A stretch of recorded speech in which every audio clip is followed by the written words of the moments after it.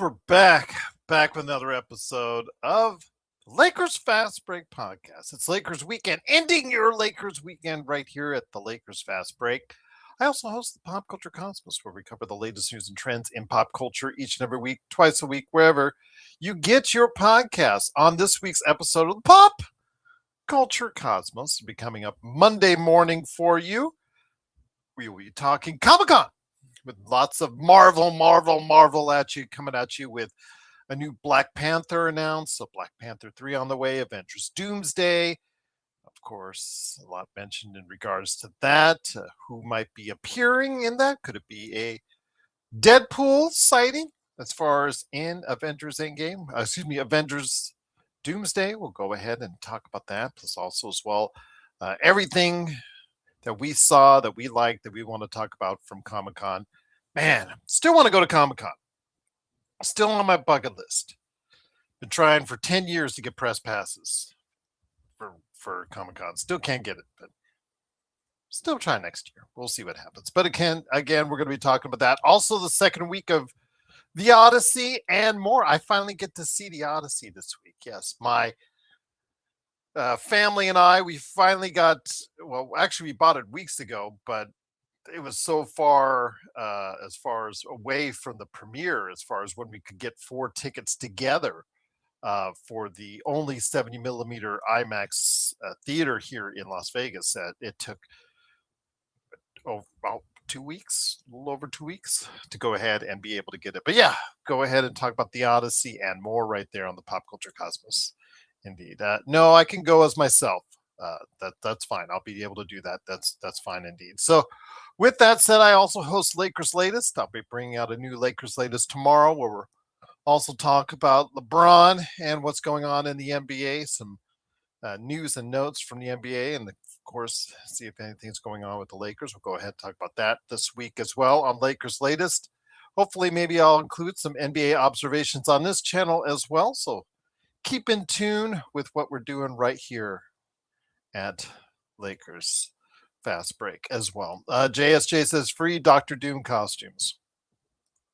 I will say it, and I will be on that hill, that they should have never announced Robert Downey Jr. as Dr. Doom. They should have kept it as a surprise. I'm going to tell you right now, they should have kept it as a surprise. It would have been that big. It's very few times now in life we would have gotten, or we get actual surprises out of things. And it just would have been nice if it would have been surprised with, revealing the mask and, oh, it's Tony Stark. That would have been really cool. But now everybody's in on it. So, I'm going to go. I'll see it. I'm just not as excited for it as I am Dune 3. Dune 1 and 2 have been really, really good. And I expect nothing less out of to finish it out for Dune 3. I'm more excited about that than Doomsday coming up in December. So what can I say? It's just, Doomsday you saw the trailer, was just a whole bunch of guys and gals just meeting up, shaking hands. Hey, how you doing? Hey, how you doing? And of course, Robert Downey Jr. trying to speak in the native language of the fictional country that Dr. Doom is from. So there you go. There you go indeed. But yes, Comic-Con, I will go ahead and talk about on the Pop Culture Cosmos indeed. But it is, of course, the Lakers Fast Break. Let's get into that right now. Truly appreciate you joining me. Hopefully I can get in Joe and also John Costa. They said they would try to make it here as well. So looking forward to that. I'll take RDJ money. Absolutely. I'll take RDJ money. But again, would have been nicer if they would have done it as a surprise, and I'll leave it at that. What's going on, Tough? What's going on, Search? Best mod out there. Nobody better than Search and Destroy. 805 JSJ. Great to have you here. Best League. There you go, indeed. Great to have everyone here. Again, Turd War. LeBum has got... Hey, I've still seen it. I've seen all the comments. A lot of people happy. They got what they wanted.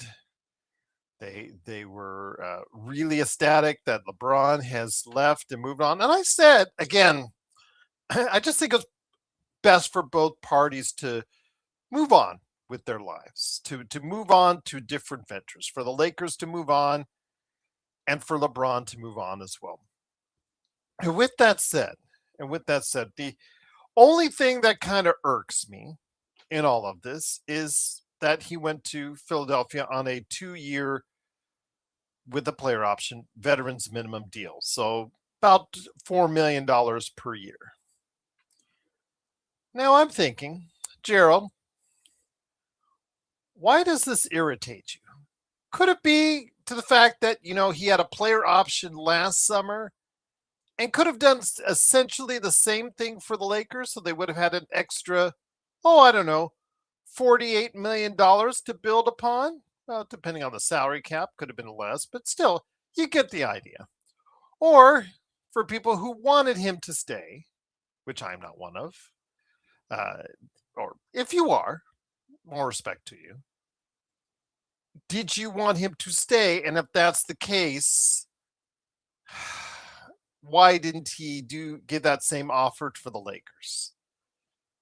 Yeah, I'll leave you be in the comments on that. But now I'm going to go ahead and make sure I speak to John or Joe if they come in on this. So hopefully they can go ahead and share us their thoughts. But I'm kind of irked. He feels so generous. So looking for so much basketball happiness right now. Looking to make those financial sacrifices now. What happened? What was the situation that changed for him now that wasn't there 1 year ago? Just want to know. Just want to know indeed. JSJ says, "Hey, Serge, Kuminga incoming." That's still out there. I know that Cleveland signed Mario Hirschkona. If you don't remember him, he was a lottery choice many years ago.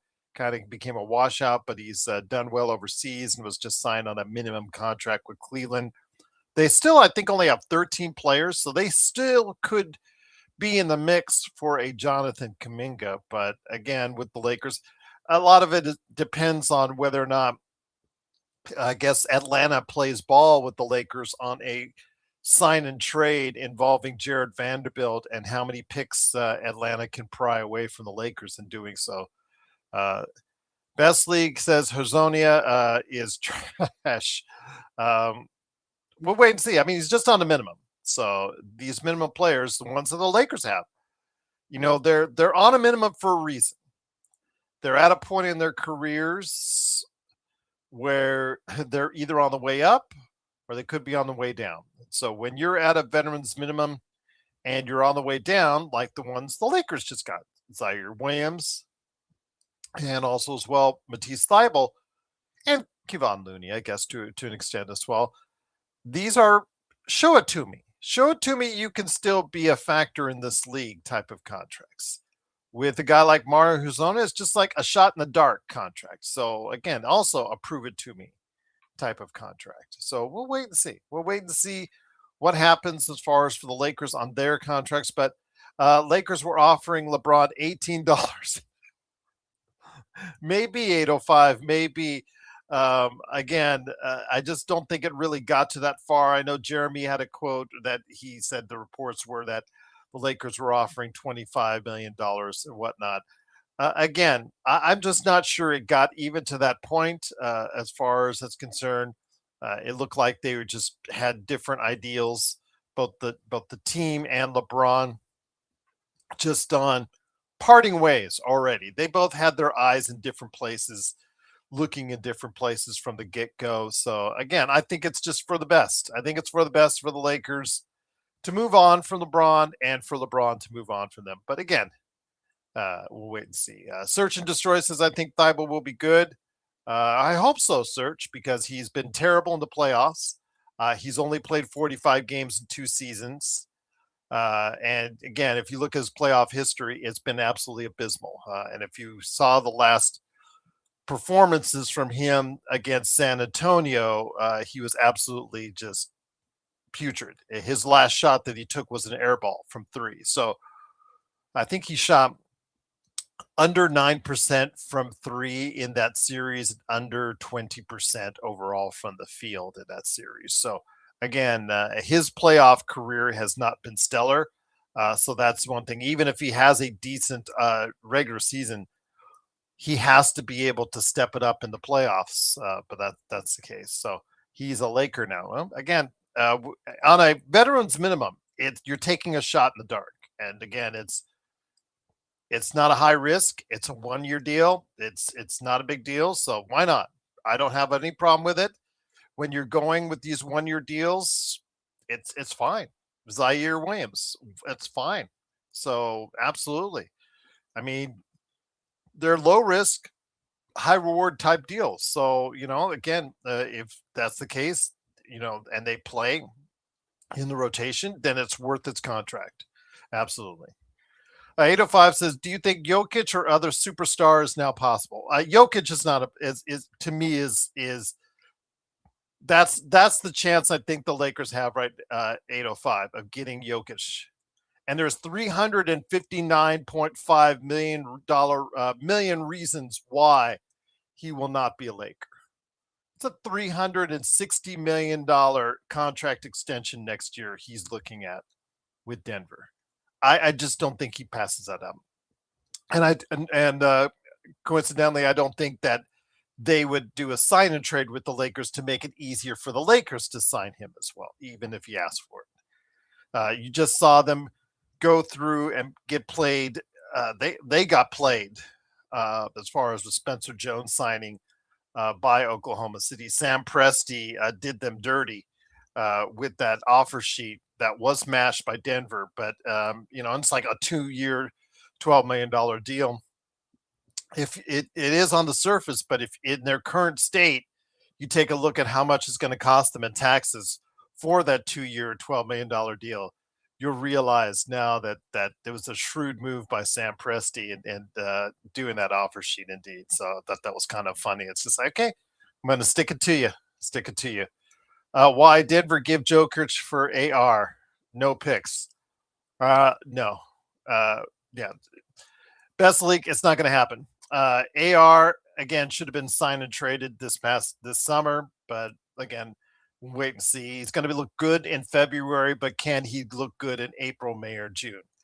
However far the Lakers go, that's a question for him, and that's going to have to be answered. But the thing is, now he's no longer on a more reasonable $14-15 million contract. He is now on a $40 million plus contract, and so he has to produce when it matters the most. And I'm not talking about February against, you name the team. I have, when it comes to AR, he has to produce and play defense like it matters the most. And, because you'll say, oh, well, Williams or a Vanderbilt or a Thiero or a Bible will go ahead and guard whatever star player in the playoffs. Yeah, that looks good until you do that switching defense that JJ and most NBA teams absolutely love, where they switch and they never switch back. So it usually ends up with the hunting and the targeting, and as far as what we saw, the Cleveland series against New York with James Harden, how James Harden repeatedly got hunted down by the New York Knicks, and they roasted him continuously. That's what I fear for Austin Reeves in a playoff setting. No matter who you have, as far as a Williams or a Thibault or whoever defender that you got alongside him, because you can easily run a pick, run a screen, and switch. And they do the switching, and they never switch back, and it ends up with a guy on an island all by himself. And that's my concern in the playoffs, indeed, with AR. But it is great to have you here. We still have a shot at Watson. I mean, you can, soy Domingo, but the Lakers are pretty close to their as far as their cap, as far as what they can do. I think like at this point they're going to sign whoever, if another team comes into play like we saw with Oklahoma City, and they go ahead and they sign an offer sheet to Peyton Watson. I think that Denver's going to match it. They're just going to have to play cap gymnastics and trade some people. I think Christian Braun. I think I don't know, Aaron Gordon. Maybe you would trade Aaron Gordon, but yeah, they would have to get rid of some of their depth, but they probably will keep Peyton Watson as far as it's concerned. Whoever the Lakers can make an offer sheet, or any other team can make an offer sheet, but they have like I think 48 hours to go ahead and match, and that's the problem indeed. What's up, Vari? What's going on? How you doing, sports baby? Great to have you guys here once again. It is the Lakers Fast Break. So I want to ask you guys this. I want to ask you guys this. And 805, I truly appreciate the super chat. I'll go ahead and I'll share your super chat first. What is the path, Gerald, for making us NBA Dodgers? Well, the first thing you would have to do is fire Rob Pelinka. But even if that's the case, 805, as you see with teams like Oklahoma City, and you see with teams that are out there, even New York Knicks had to get rid of, as far as some players on their team, some vital backups on their team, as far as being able to go ahead, and they couldn't resign. It's very hard and difficult under the current collective bargaining agreement to sustain long-term high level success. And we're going to see that in action, as far as with Oklahoma City trying to keep that core three together and build around them, because right now they also have to worry about next season or next summer extensions for Case and Wallace and AJ Mitchell, if they want to keep them long term. So we'll have to see if they go ahead and sign them, but that would put them in a more perilous position than they are now. So they had to shed over $200 million in tax penalties this summer with what they did, just to get under the allotted cap. So the path to making us the NBA Dodgers is A, getting rid of Rob Pelinka, and B, not being scared of the second tax apron. That is probably the only two things that you really need to do, if that's the case, or at least that's a good starting position from, as far as a base from, is you cannot worry about that second tax apron if you truly want to go ahead and build a team and dominate going forward. But the problem is now you're going to probably be like the other 29 teams in the league, where you are scared and petrified of that second tax apron. So then you're going to have a GM that really knows what they're doing about trying to build a team, maintain a high level team, and still be able to continue to maintain that high level in the CBA era, and which is, again, something I would not task upon Rob Pelinka, because I just don't think he's up to it. But here today to go ahead and talk about LeBron James. He's a good man indeed. It is, of course, the guy behind the Joe Sorrell experiment. It is, of course, Joe Sorrell. And thank you again, 805, for the super chat. Truly appreciate it. Joe, I'll hit you up with this question from 805 in a second here. But the first question I have for you is, LeBron James heads to Philly, and wish him well. Thank you for everything you did. Appreciate it. Move on. All right, great. But it's the contract that he took in You're Philly. awesome. It's the contract he took. Oh, thank you, DeMarcus. Sorry, it's Tamarcus. Tamarcus Bonds. Thank you. Appreciate you becoming a member. Thank you so much for doing so. So let me ask you this, Joe. Let me ask you this, and I will get back to your question, 805. Let me get back your question with this. With him taking the minimum, the veterans minimum, supposedly for 2 years, it's a player option the second year. Why? A lot of people are asking, and a lot of people are mad. I know in your chats that you've had to deal with it, you've gotten the same thing. Why couldn't he have done that a year ago? Because he didn't have to, because he hit the wall finally with the NBA and his ability to get maximum money. And Jeanie's no longer in charge. So if Jeanie was probably still in charge, they probably would have given him a 1 year, $30 million contract. But luckily she's not. This likely had more to do with the fact that the Lakers did not want LeBron James. It makes a lot of sense to keep him at that cost if it's just talent related. But LeBron James absorbs too much of the atmosphere on teams, and for the Lakers to truly rebuild through the Luka era, you had to get rid of LeBron James.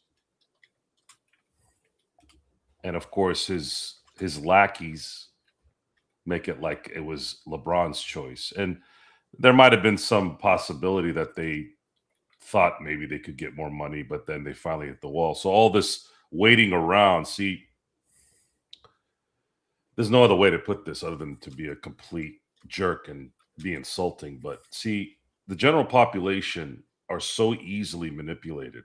It's why we're constantly in flux in society. The simplest thing will set them off, and they'll just assume it's something that somebody else is feeding because people are dumb naturally. They're just stupid. So everyone thought that LeBron is being a drama queen and he's trying to get this attention. No, that's not likely what he was doing. What he was doing is he was hoping to get more money. And then he finally hit the wall. And then he made the choice to say, and this is the good part when you're looking at it from an objective standpoint. He looked at the rosters, let's say in LA, which I still think they didn't want him back. But let's just, for the discussion, let's just say LA would have taken him back. He looked at the roster in LA. He obviously wasn't going to be able to win with that, with him there and this roster. He looked at the Cleveland roster, probably not there either. He looked at the Miami, too depleted, too top heavy. Then Philly presented itself, and he's like, Edgecombe, Maxey, Embiid, me, and I can sort of still be the guy because no one knows who Tyrese Maxey is in the general population. Edgecombe, talented guy, but not an everyday name that people know. Embiid is Embiid. Yeah, he's popular. Yeah, we know him. Yeah, he might have some notoriety, but he's not LeBron James. So LeBron James gets all that on top of the fact that he's also going to have a chance to win because it is in the East, and this is a relatively young team that's on the, that's in their prime. Max is in his prime. Edgecombe's going to be probably better this year. So it's a good decision from a winning standpoint because they actually have a chance should Embiid stay healthy, which he hasn't. But it's a better chance going with that than it is going to Cleveland or going to Miami at this point based off the roster construction.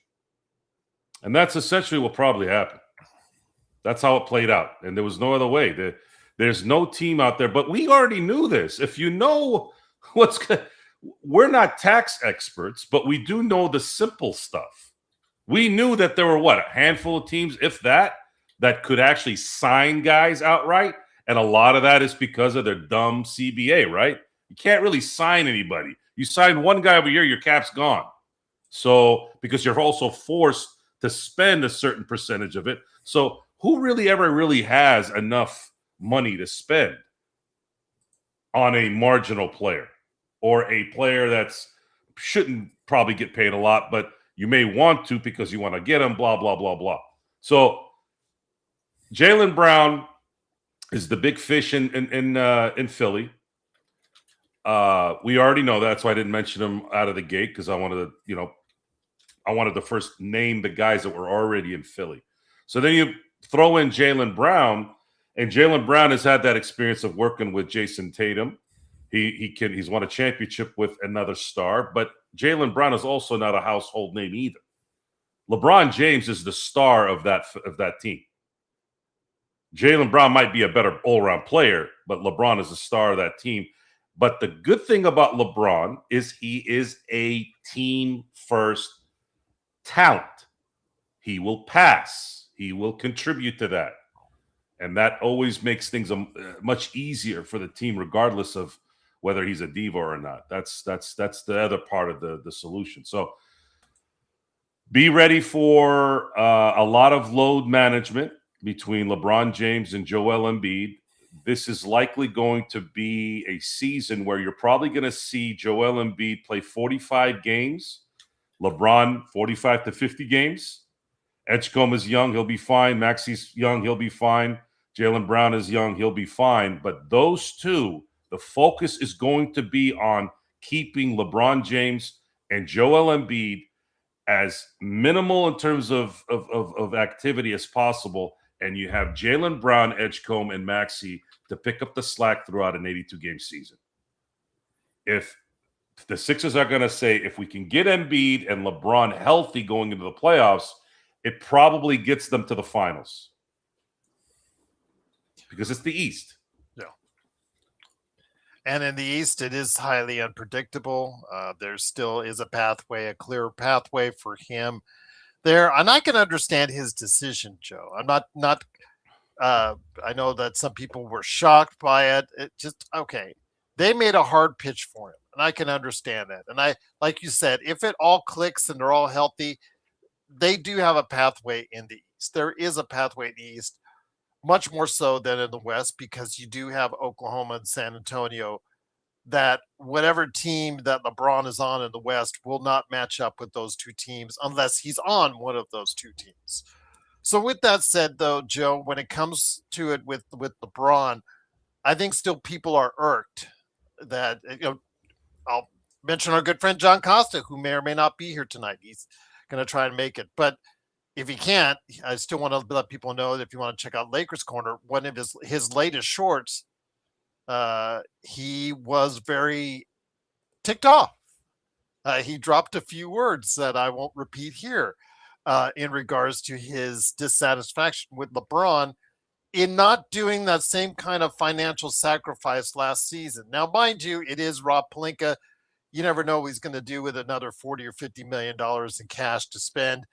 May not be the right decisions. It may be the right decisions. Who knows with him?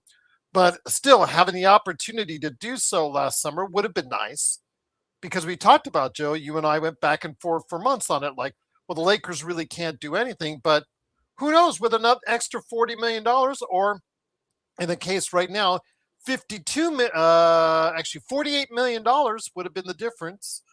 You never know. They could have done something more to fortify last year's team. That's what he is so pissed about in his latest Lakers Corner. I think it's a waste of time to think about it. But there are a lot of people mad about it. There are a lot of people mad about it, Joe. It doesn't matter. Being mad is a waste of time. This team went south the moment they got Russell Westbrook. It's never changed. And if going to the Western Conference Finals and winning a round suits your fancy, you probably haven't been a Laker fan that long, or you've sunken into the mediocrity of probably 25 NBA teams currently. The LeBron James era of Laker basketball was a success because there at least was a championship that was there. And I don't give really two hoots about COVID year, bubble year, Mickey Mouse year, because before that championship, LeBron James was discredited for the other three championships as well. So that tells me right there that those who criticize the championship have already been criticizing championships, because you're delusion and you're stupid. Because that's what makes you feel good, is to never give credit to people who do things well. You're a loser. Losers talk like that. Oh, he didn't earn in 2012 because there was only 66 games. Oh, he didn't really win 2013 because Ray Allen had a shot. As if John Paxson and Steve Kerr and Robert Horry and Derek Fisher and Pau Gasol didn't hit shots for Kobe and Mike. Like, you realize there's 5 guys on a team on the court at the same time that play together? This isn't LeBron versus the San Antonio Spurs. You have to play 5-on-5. Numbnuts. And then the worst one was 2016. Oh, they only won because Draymond dipshit got suspended. He should have been suspended two months earlier, let alone when he did. And what happened in the last 2 games? He was suspended for game 5. You have 2 more games to win at home. So the discredit of the LeBron James, and I'm talking to you Laker fans too, by the way. I'm talking to you Laker fans who discredit the championship because you hate LeBron James that much. My dislike for LeBron James off the court is different than on the court, because if you don't appreciate the talent, and again, LeBron is not a R. Kelly or a Diddy, okay? He's not that guy, but he is a dipshit off the court, and there's a lot of criticism there that's warranted. But I'm talking about on the court, his time in LA. And maybe some of you were young. I don't know. There's a lot of young guys these days that are watching the Laker basketball. But I remember Ryan Kelly, Sacre, Tariq Black, and so on and so on and so on. Jordan Clarkson before he turned into I don't know what the hell he turned into, a tattoo freak. And then you had who? You had a young D'Angelo Russell. You had a young Julius Randle. You remember that era? That 3 years of disastrous basketball? Yeah. You want that? Would you rather have had that or LeBron come? Because if you didn't want LeBron to come, then you care about losing on your terms. You don't really give two craps about the Lakers. The excitement of LeBron James wasn't the Shaq excitement or the Pau Gasol excitement or later the Anthony Davis excitement. It wasn't excitement like that. However, it was very, very nice to know, wow, throughout all this stuff that's going on, you had Carmelo Anthony, you had LaMarcus Aldridge, you had all these superstars at the time that basically said no to the Lakers, and here's the best player of his era, and there's no argument that anyone can bring in that you can say he isn't. He's better than Steph. He's better than Durant. I don't care what you bring to the table. LeBron James is number one, and he's coming to LA.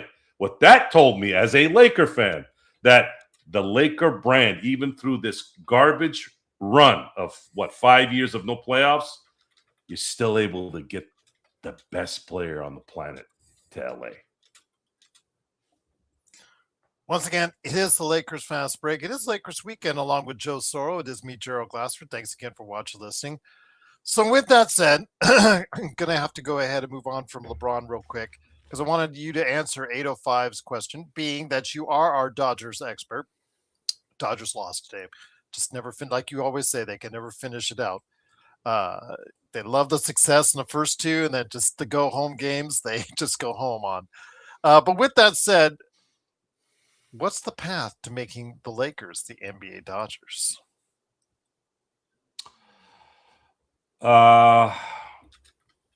Impeccable drafting, which is not going to happen anytime soon unless they accumulate draft picks. The quickest way, they have to cross their fingers and hope that Jokic opts out of his deal next summer. They're going to need a little luck because the structure of the NBA is a little different than baseball. Stan Kroenke owns an MLS soccer team. He owns a team in the NHL. He owns a team in the NFL, and he owns a team in the NBA. So all those systems have different structures, and he's able to win a championship in each one. So Stan Kroenke, Mark Walter are kind of cut from the same cloth. They're very thorough. They're going to use their resources. There's no cap on resources, I'll tell you that. A lot of investments, a lot of smart people that they're going to send there. The only issue with the Lakers right now is they still have the cancers on the team, and I think that's because Mark Walter is a nice man, and he's trying to ease the transition while Jeannie's there until she's gone. Once Jeannie's gone, I'm pretty sure Rob's going to be gone before Jeannie, and then at that point he can bring in his own guys, and then things will get a little bit better. The structure, the ability to get players to LA via trades. Here's something to think about.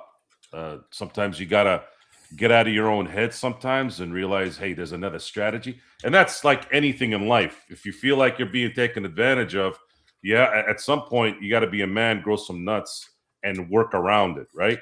So Something to keep in mind, something for everyone to plant the seed in your head and remember this. Look what happened with Jaylen Brown. What happened with Jaylen Brown may start happening more as this system continues to be what it is. Everyone, again, this is the deadhead morons that have no brains, which is pretty much everybody. There's very few people that are not like this. Everyone saw the trade that Boston made and said, "Oh my God, I can't believe Brad Stevens. Oh my God, I can't. He traded him to Philly for nothing. Oh my God." This is the system they voted for. Supermax deals for more than one player on the same team are going to be extremely hard to maintain. The only way they're going to be able to do that, it's going to be similar to how they do it in the NFL. You got to get lucky in the draft. You got to get a Edgecombe in the draft, let's say, but he's a high pick, right? If you're winning, it's going to be even harder, right? You got to be like Presti and get these guys in the second round or get them in free agency. If you're going to have a supermax for two players on your team, you're going to have to hit in the draft and you're going to have immediate talent progress immediately so that you're able to compete. If these guys need 2 or 3 years to develop, you're going to have a problem because you can't pay anybody. You see where I'm going with this? Roy, just let you know, Roy, he can get a extension next year, $359.5 million on a 5-year deal. So he will not exactly be a free agent. That's if he, again, he is not decided to sign it this year. He is still eligible to get one next summer before he becomes a free agent. He is still allowed to get one. And if he signs then, can be up to a 5 years, $359.5 million extension, just to let you know. So, or okay, it's a 5-year, $359.5 million deal. I get what you're saying. Look, just keep it simple. He's going to get more money if you wait. Subscriber. But if you're a smart businessman, you don't just look away and assume.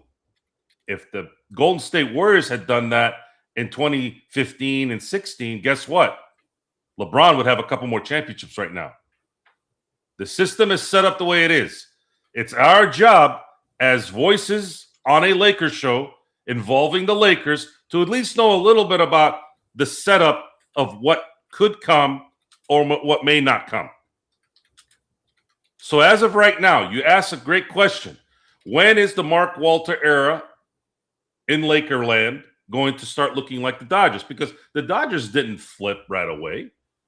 It took them about 2 or 3 years. Yeah, they were winning divisions still, but they didn't really become the Dodgers until 2017. They got screwed in that World Series. They should have had the championship there. They got screwed in 2018 by the Red Sox. They were caught cheating too. We forgive the Red Sox a little bit because all they've been doing is sending iconic players or amazing talent in the minors to make up for it. So we've kind of gone easy on the Red Sox. But the Dodgers, it took them. You know, the Mark Walter Group bought the Dodgers in 2012, and they really started running things like in 2013. So they won the division in 13, won the division in 14.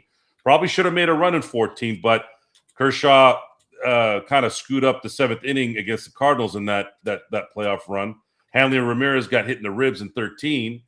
15, you know, they played a hard series against the Mets, and then 16 was the year of the Cubs. Cubs were on a run there. So they still needed to kind of get through that, and then 2017 is when the Dodgers became the Dodgers. So in this case, you're probably looking at maybe not a similar timeline, because when you have somebody like Luka, you didn't have a Luka. You didn't have a Luka on the Dodgers. You had Kershaw, but Kershaw's every 5th day player. They didn't really have a Luka. They had like Justin Turner, and then Bellinger was an amazing rookie, and you had a really good team that was amazing.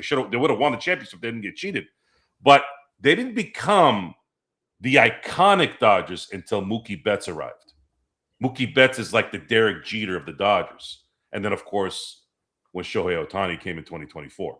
So the Lakers they're kind of ahead a little bit with Luka. And then now it's, okay, what is going to present itself here within the next year or two in terms of talent? As of right now, I have my eyes on the guy over there in Denver. Until he signs, I'm going to be waiting. They don't have to worry about not, waiting or not waiting. Either way, you can still sit there and kind of just observe a little bit. Something opens up, you got an opportunity probably, because you put Jokic and Luka together in a 3 or 4 year run. I don't see how they're not winning at least a couple championships. I mean, you want to talk about the perfect combination? There was no better combination in my time than Kobe and Shaq. The 1-2 punch. But my God, Jokic and Luka together, woo, they're like brothers. Oh my God. So for me, I got to give that some attention until it's not. Best league, I did want to tell you, okay, Roy is right. He is a free agent, and that's when he signs the 5-year, $359.5 million deal with Denver. To come to the Lakers on that deal, they would have to do a sign and trade, and I seriously doubt Denver would want to work with the Lakers on a sign and trade. So he would have to sign for he would have to sign for less years and less money. But again, his maximized deal, and Roy is correct. He's extending his stay, but it is a free agent deal for 5 years, $359.5 million. That's what he can get as a maximum next summer from Denver, and only Denver, unless he is signed and traded, which again, I really think you just saw them play hardball over the weekend with Oklahoma City, who they matched the offer on Spencer Jones, and now as of now, Joe, $60 million as far as tax plus in tax penalties right now, because they made that 2-year deal. That was nifty, but that was Sam Presti just turning the screws on that one, Joe. That was shrewd. If the Nuggets want to manage their money, which historically they've always managed their money well in the NBA, you could look it up. If indeed Jokic signs a supermax, they're likely going to have to trade Jamal Murray, especially considering he's never available half the year, and a lot of times too hurt for playoff runs. So the Denver Nuggets here, part of the intrigue with the Jokic thing isn't so much, let me hope and wish that Jokic is going to go and play with his buddy and Luka. It's not that. It's the structure of what Denver is going to have to put together to make that team competitive within this CBA. You pay Jokic the supermax. How are you going to pay everybody else? But then again, when you have Jokic in LA, right? When you have Jokic in LA, remember, Luka got traded. He didn't get the supermax. Jokic is not getting the supermax should he opt out and force a sign and trade to LA, because that's probably what's going to happen, so that he can get at least the 5th year, but he won't get the supermax. Now you're talking a different ballgame. You're going to have 2 of the baddest mofos in the game that aren't making the supermax on the same team. Now that money thing starts to make a little bit more sense in terms of building a depth-filled team. It's so, they've made this thing so confusing. That's why I don't want anything near anything like this in baseball. It's not just because I'm a Dodger fan and the Dodgers are winning. I didn't say anything about New York needing a salary cap when they were winning 4 titles in 5 years. I never say I'm not on record, unfortunately, but we never talked about that. I never was whining about why the Giants were winning 3 out of 5. Like, it only started now with the Dodgers for whatever reason, because people ran out of excuses. The key here is you have to work with what the system is now. Well, the system says if you're going to pay these guys supermaxes and you're going to have more than one on a team, look what happened to Jaylen Brown. That's likely what's going to start happening. Or it won't happen at all. I just thought that was pretty slick when they because OKC I think knew they weren't going to get him, Joe. And that's the thing. You don't necessarily do it to make you improve your team. You do it because you just want to make sure that you put in the hurt. You lay in the hurt to Denver and make and force them to decide if they want that player or not. And right now, yeah, it's I get the tax penalty right now for Denver. If they don't change a thing, Joe, it's $68 million for this season as of now. They're going to have to make some decisions. Denver is going to sign Jokic should he accept that. There's no doubt that they are going to do that. The question now is Jokic going to do it when the time comes? And I'm going to hold on to the 2027-2028 year on when likely the Lakers are going to probably compete for a title. So this is a gap year in your estimation, because that's all I've been hearing lately. It's been a gap year since last year. That's on record too. There's not enough talent. There's not enough development time for bringing up the young guys. Plus, you have Austin Reeves is going to be the second highest paid player on this team. I'm on record saying that if you go into the 2027 season and you finish the 2026, 2027 season as Austin as your second best player, you're not winning a championship.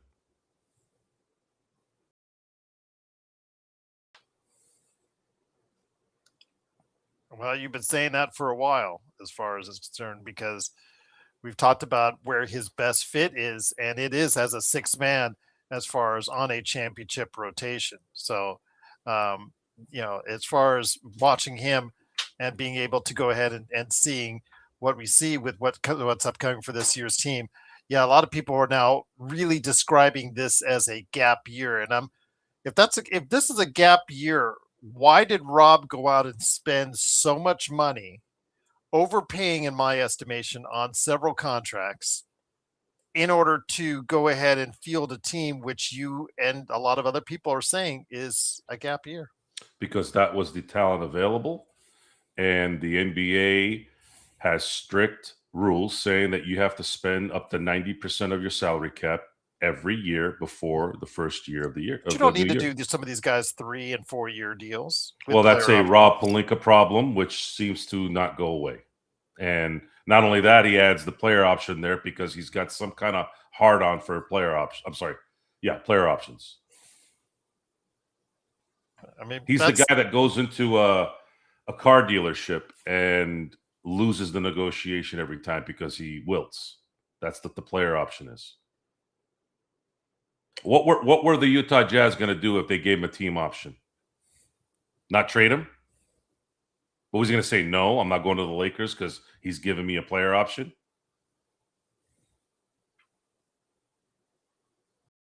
And you gave up all those picks for Walker Kessler. You gave him really 2 first-round picks. The others are swaps.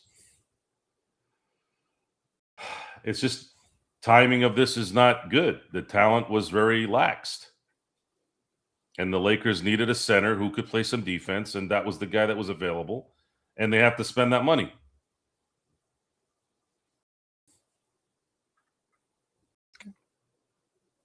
Let's see. Again, I wish the rules weren't what they were, but it's funny because they bring up this. Oh, we need they need at least a salary floor in baseball. I'm like, well, you guys this again. People are so clueless and stupid. How about no? A subscriber. How about no salary floor or no salary cap? Well, how is it going to be competitive? How's it going to be competitive? How many titles did San Antonio win, Gerald? 5 in the last since 1999. Yes. Would you say they're a large market team? No. Okay. What about Detroit? Would you say they're a large market? I mean, they used to be, but not probably anymore, right? They won in 2004. Oklahoma City just won last year. Let's see here. Who else? Okay, Golden State's a big market. New York's a big market. New York hadn't won a championship until this year, right? For what, 53 years? What was their excuse? Boston's won 2 championships since 1986. So it's just LA. Just call it LA Laker tax. LA Laker structure to keep them from winning. Stop BSing people. David Stern had a direct line to the LA Lakers. The moment Michael Jordan retired, everything after that was about power and keeping the Lakers at bay. He implemented the zone to stop Shaq. And when he did that, he basically killed at least a couple of years of Shaq's prime by doing that. And it cost the Lakers a 4-peat. Because Phil Jackson was joking about how the Spurs, and that's, you got to credit Popovich and how smart his team was, where they were able to run the 1-2-2 zone without getting caught, right? Or the 2-3 zone, whatever you want to call it, that they had at that time. But as soon as it's not a coincidence. They blamed it on Shaq's toe. They blamed it on whatever. I'm like, dude, they were in the playoffs. They were doing fine. But it was much easier to guard Shaq when you could drop 2 or 3 guys on him, especially when you're San Antonio. But when you couldn't, it was a problem. And then after that, what was it? Everybody got their panties in a bunch when Mitch Kupchak fooled everybody and got Paul Gasol in the middle of the night when no one was looking. Popovich was whining. That's freaking pissant scumbag in Dallas. Mark Cuban was whining. Dan Gilbert probably was simmering at that point, and then eventually it came to a head when the Chris Paul trade got vetoed. All this has always been about stopping the Lakers because losers don't like winners, and they don't like winners for long. And then they'll blame it on paying for titles. They get everybody. They're jerks. They're this. They're that. This is the result, guys. This is the result. We have to watch Jalen Brunson, some 6'1" guy, win a championship. We have to watch Oklahoma City win a championship. We have to watch the Denver Nuggets win a championship. Is it exciting for you that those teams are winning? How about the Toronto Raptors? Is everyone happy about the Toronto Raptors besides the people in Toronto winning a championship? 8 different champions in a row. I hope you enjoy your mediocrity. You can have a champion in every. Let's all win championships, so it's fair for everybody, right? Yay! We got it. Yay! NBA's happy now. David Stern is not turning over in his grave. He got what he wanted, right? Is this what they wanted? God, I can't type today. Lloyd Bridges, not Lloyd Bridges, because Stefan Piscano said last offseason was an A, and I'm like, Laravia and Ayton make it an A offseason? And I was quoting Lloyd Bridges in Airplane when he said, "You picked the wrong day to stop sniffing glue." Sniffing glue. That was such a that was so hilarious at that. I was the wrong laughing. week to quick methamphetamines. Yeah, exactly. The Finney Smith quotes from last week. Why are you dwelling on DFS? Who cares at this point? It's about DFS. Yes. Who the hell is talking about DFS? Stefan. He said, if I ever have any time, I'm going to make a video of all the Finney Smith quotes from last offseason. Why? Who would want to watch it? Are you making a video for yourself? Then that's fine. Go ahead, by all means. But who cares? Where is DFS now? There you go. Didn't he get traded to Charlotte? Yes. No, I didn't forget, Stefan, Marcus Smart, because Marcus Smart was the only good thing about his offseason. Remember, the bad things were Ayton and Laravia, who clearly were a negative from what they were signed for. So don't tell me that's an A offseason. You have no and nothing to stand on when you say that. It's absolutely just like that. Okay, where's Aiton now? Laravia. I mean, Laravia is just like since 2026 hit, it went in the toilet. So yeah, it can't be an A off season with that. It just cannot be an A off season, no matter how well Marcus Smart worked out. And how well did Marcus Smart work out, Joe? Where is he now? The Lakers were so just grateful for his performance that they let him go for a smaller deal, Joe, than Colin Sexton. Oh, sometimes a player can play out his talent in that year, and you recognize this is probably it. And that might happen with Marcus Smart. You might not have seen him play as well as he did this. He was slowly on the decline. He was able to muster up a little bit more here, but his availability, his youth is not there anymore. And that's just what it is. You got to go young, guys. If you want to build this next phase, you gotta have the guys that can be available and play. And I think Thibault is essentially a younger version of Marcus Smart. Might not win a defensive player of the year. In playoffs. He is abysmal in the playoffs. So that again, it's a veterans minimum deals, Joe. So it's low risk. So why not? He's made a couple of all defensive teams. So you essentially get someone younger, pay him less, and hope that the Luka Doncic and JJ Redick are able to pull out more talent when it matters in the game and while they play. Smart is healthier than Thibault. Well, again, it would have been nice if we had both, but again, I don't know.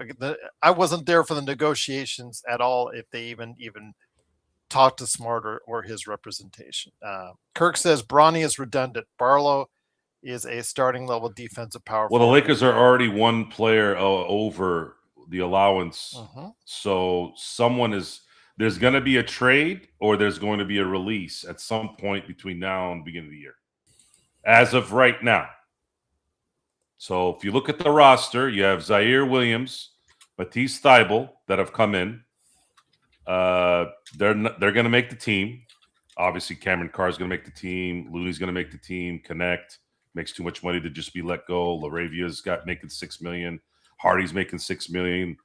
So, and then of course everybody else is the new signees and Luka and Reeves. Then you have Manon. You have Suter. Well, Suter's not signed yet. He's just owed money. Fierro, you're not going to dump him. Kaluma, if that guy performs, are you going to dump him? Manon, AK? Well, the two ways don't are out of it. It's the 15. So the two ways don't. Yeah, we don't have to worry about the two ways. But as of right now, the ones that are going to stay, there's 16 guaranteed contracts. Right? So every guy right now. Well, hold on. Let me look. Let me be sure. Yes. There's 16 guaranteed and three two ways. I got confused for a second when I was looking at my list. So right now, because I saw Bronny at 15, and then I didn't look at Adu. So Adu is listed under 16 in my list. They're not dumping Adu. They're not dumping Zaire. They're not dumping Thibault. They're not dumping Carr, Looney, Connect, Laravia, Hardy, Sexton, Vanderbilt. Laravia, Laravia's. They're not going to dump Laravia making $6 million. They're not going to do that. Well, not going to wait. If this stays as is, and they don't make a trade, they're going to make a trade. I have very, very little feeling that they're not. They're going to make a trade. But let's just say they don't. They're dumping. They're going to cut Bronny James or trade him. If they can get a second-round pick for him, it's a win. Even more. Send him to Philly. Let him go play with his pops the next 2 years. Let him have their hallmark moment over there now. I'm sure the Philly fans over there are going to love it too, by the way. Once again, it is the Lakers Fast Break. It is Lakers Weekend. It is Joe Soro along with me, Joe Glassford. Thanks again for watching and listening. Yes, it is 16 guaranteed contracts. So if they don't get this magical Atlanta trade done to get Jonathan Kuminga on the beloved sign-in trade, which will get him more money, which is what he's hoping for, then the Lakers would have to waive and stretch somebody, unless somebody really wants those Lakers seconds, and they have another team to trade with, Joe. But time is running out. Roster space is you only dump and stretch Vanderbilt if you're acquiring an important piece. There is no important piece left that's worth stretching Vanderbilt. Because Atlanta's at 17, just to give you an idea, 17 players. So, well, Kuminga's not going to be a Hawk. Just a matter of where he's going now. No, but he wants to get a trade. His team wants to initiate a trade to sign and trade, so that he can get a larger contract out of it. I'm pretty sure Atlanta's gonna help him do that. We just don't know where yet. But the thing is, the taking in of players, that's the problem, because again, and that's what's holding it up. And that's what's holding it up. Yeah, that's what's holding it up. So at some point, Kuminga's he's probably doing what LeBron did here. He stretched it out to see if there was a possibility of something, and then he finally hit the wall. He's like, no one's going to pay me more than $4 million a year the next 2 years. So might as well go to Philly and see if I can maybe win another championship, because I'm not winning in Miami, not winning in Cleveland, I'm not winning in LA. There's always one of these trades, Gerald, in August. There's always that late August transaction that happens. So this is probably going to be the one. Yes, Drip Show, they are done paying. That left quite a while back. It seemed like it took forever, but yes, they're done, Drip Show. At Drip Show Shop on social media. Get it. All the good stuff that you can, as far as like right behind me with the canvas art. Of course, Drip Show. I wouldn't mind having Kuminga at 10 mil per, even maybe 15. The Lakers need a wing, but I don't know. I don't know if he's in the. I don't know if he's a Dion Waiters type player where he just thinks he's better than he really is. He thinks he's a lot better than what he really is. Yeah, and is that going to affect? Is that going to affect the psyche of the team? If that's the case, when does desperation of a wing versus dealing with a desperate wing? How do you make that call? All right, here's the idea then. You give him what he wants, but the second year is a team option. How about that? I'll give you $20 million this year, but if you suck, we're jumping you out. Yeah. Do you think Rob is actually going to sign Mr. Player No, option? he's too weak to do that. He'll give him a player option and then probably give him a bonus, a trade, the no trade clause to boot, and a kicker. Yes, and a kicker. Oh yeah, he'll throw a kicker in there. Don't forget the kicker. So, yep. Looks like Steve, we want Root and Smart instead. Look what they signed for, Swung. I think that's what a lot of people are talking about, or a lot of people are asking about when they see what the team signed in free agency, and what players like Rui and Smart and Jackson Hayes, who Joe was very complimentary of throughout the entire season. I even said that it was his best season last season, as far as is concerned. And he signs, and we both thought he deserved a raise, and he got one. He just got one with Utah. And the Lakers, you see what they have behind as far as Walker Kessler is concerned. You have 7'2" right there, and then after that, you don't have much in the way of height. You have 6'9", and you have 6'9". Where's your rim protection? I mean, Looney's a good rebounder. He sets screens. Terrible finisher. I mean, people couldn't tell that to me enough as far as Warriors fans, as far as once we sign Looney, as far as one of the worst finishers in the league. Uh, but still, again, he hustles, sets those screens, does a lot of the dirty stuff. So again, at a veteran's minimum, you can't expect a whole lot from that. And if you do get a whole lot more than that, then there you go, more power to you. But yeah, again, where is your height? Where is your rim protection beyond? What if Walker Kessler does get hurt again? He only played 5 games last season, Joe. Does that concern you?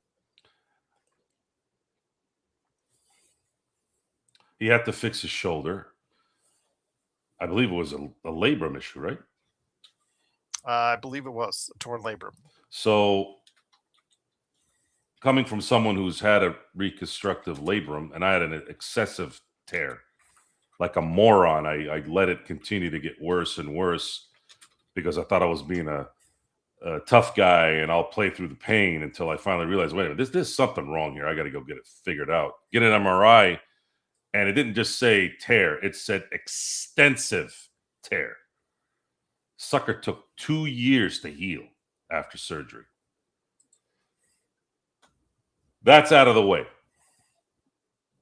And it's a shoulder, and it's a guy that isn't going to be pitching, so he's playing basketball. So it's not going to be as much of a problem playing basketball. And in today's game, guys, that question is very, very, it's almost like a trick question. Is this guy going to play a lot now this year? Well, who does? Besides Bridges in New York. Who else? As I was told quite a bit. Powell plays, right? Powell? Was it? Jake Powell LaRavia. plays every game, basically, right? Jake LaRavia, until he was actually coach DNP'd in the playoffs. Yeah. I'm talking about real, like, impact players. I'm not talking about bench players. Not even going to go there. But again, just because the kicker is in every game doesn't mean it's not the same as Aaron Rodgers playing 17 straight games. But that's the hard sell with LaRavia. It's funny because his performance after the start of the year just went into the toilet. But that's what people would come back with. When you're coming back at me that he played every game, what does that tell you? Just because he plays every game, I mean, like Joe says about the participation trophy, do you want a trophy for that? What are you getting actually accomplished? And it just shows you how bad the Lakers bench was. That's the society we're in. That's what's been created. We champion guys that play now. Wait, I'm sorry. I thought this was your job. Oh well, they're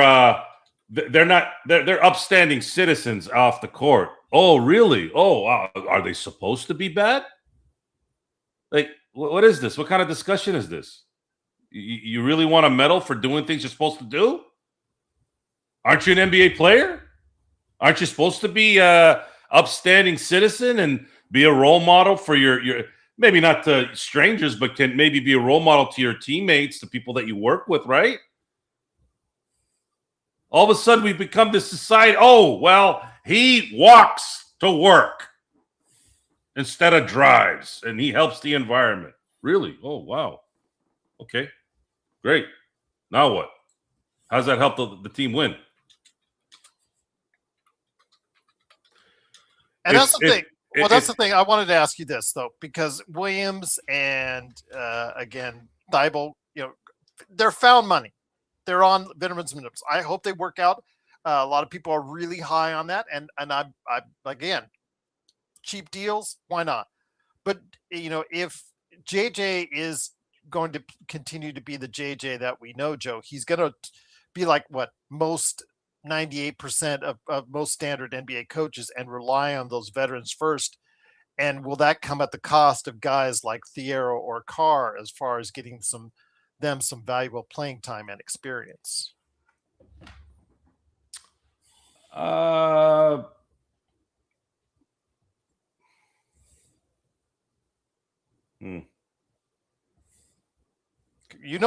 Coaches, like we see it all the time. They always prefer playing veterans and giving them a shot first, usually in rotations. NBA basketball for young players first year, second year players, especially if they're raw talent. You have to play a lot better than you're expected to show the coach you can be relied on. Like Connect in that first few months. Connect was great because, like anything else in this game, when you can shoot, you have an opportunity to play. Connect was shooting and shooting well for a rookie. Cameron Carr has been scouted to be a good shooter, which is great. Problem is he's not good at everything else. Maybe a little bit of defense, but he's too slow on the breaks. He's too slow in terms of developing the play. He doesn't really dribble well, can't dribble in traffic. If he did some of that in a, let's say, above average capacity, he would have been a lottery pick. So what does he have to do now? He has to develop that. J.J. Redick has to teach him that. He has to be attentive to that. Is Luka going to be a leader there? Is Austin going to be a leader to help him as well? All that stuff factors in, right? Mm-hmm. But that's going to take time. The speed of the NBA. The baseball is ridiculously hard. It's very hard. Playing basketball is actually much easier than playing baseball because you fail nonstop in baseball. In basketball, you got guys like Luka, you got guys like LeBron in his prime, you got guys like Steph in their prime. These guys are hitting 50%, hitting 50% from three, hitting 90% for the free throw line. Like, they'll do that, and they'll do that for years. That's why they're great. In baseball, a good player is going to hit, like, especially now, they're going to barely hit 300. Hit 30 home runs and get like 85 RBIs and make the All-Star team. However, when you're a young player going to the NBA, dealing with guys that are the size of trucks that can jump out the building, it's hard to adapt right away. So the Lakers do not have young talent that's going to be like a VJ Edgecombe. There's no way that they're not going to be that guy his rookie year, or a Cooper Flagg.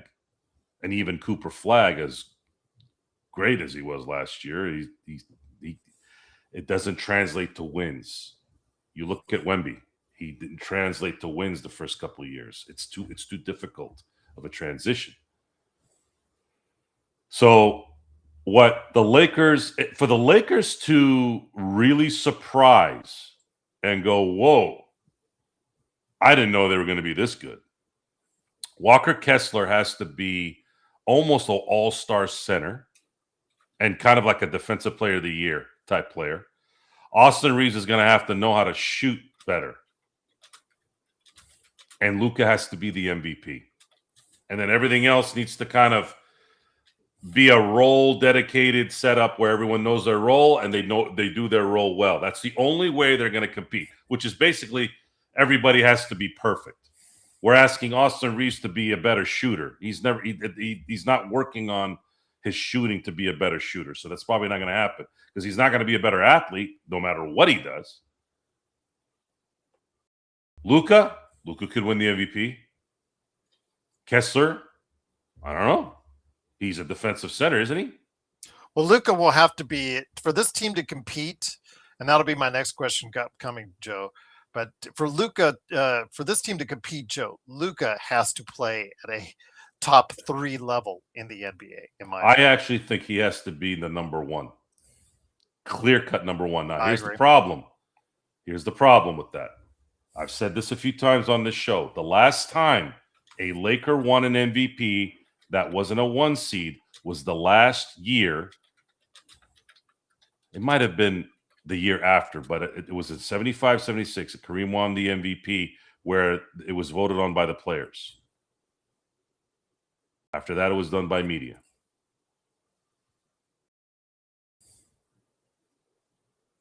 And the media is generally sitting in the Midwest and up in the Northeast.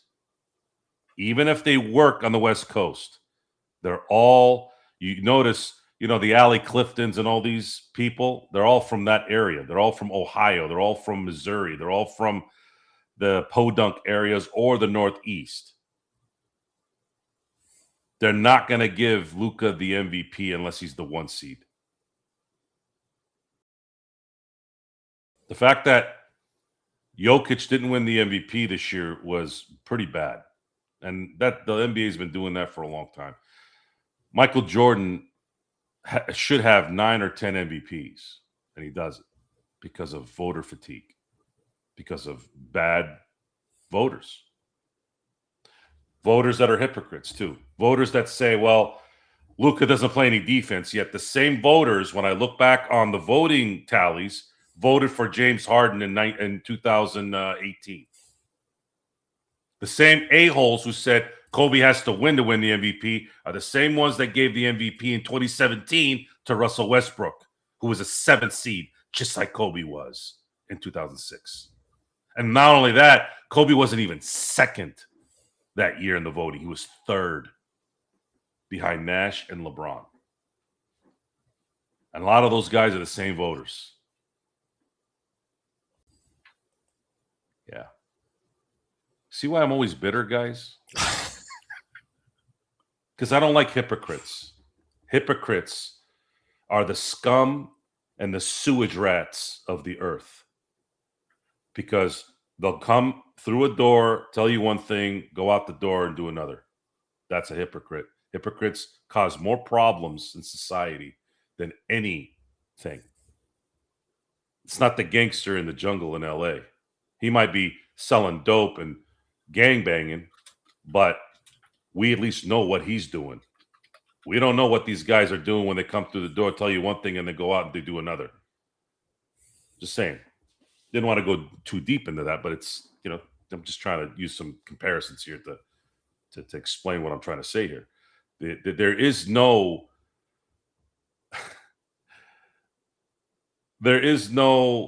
sense. There's no good sense in a lot of the stuff we're talking about here. None of it makes sense. It's based off emotion. It's based off of opinion versus facts and skill sets and things like that.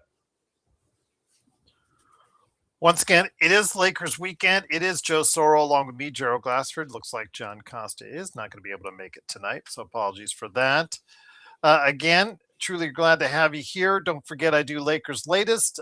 Going, I think, unless any news really hits, I'm going to a once every other day basis there as well, because the news is just, well, in August, it's just, you know, goes to a trickle. So we'll try to space it out, and then we'll see what happens for you as far as you guys are coming up here with some good shows in the not too distant future. And the Lakerholics, they are warning everyone that they want to go ahead and come back on the airwaves this weekend. So you have been warned.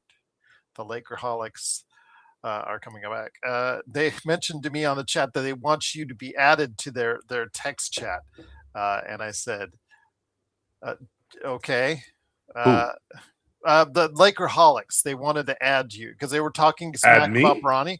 Yes, they wanted to add you onto the text chat. And first of all, A, you're on like 500 chat groups already. And I said, B, do I really have to hear Joe on another? I hear him enough on the WhatsApp. Well, the one that we're on normally is it's the No Joker show.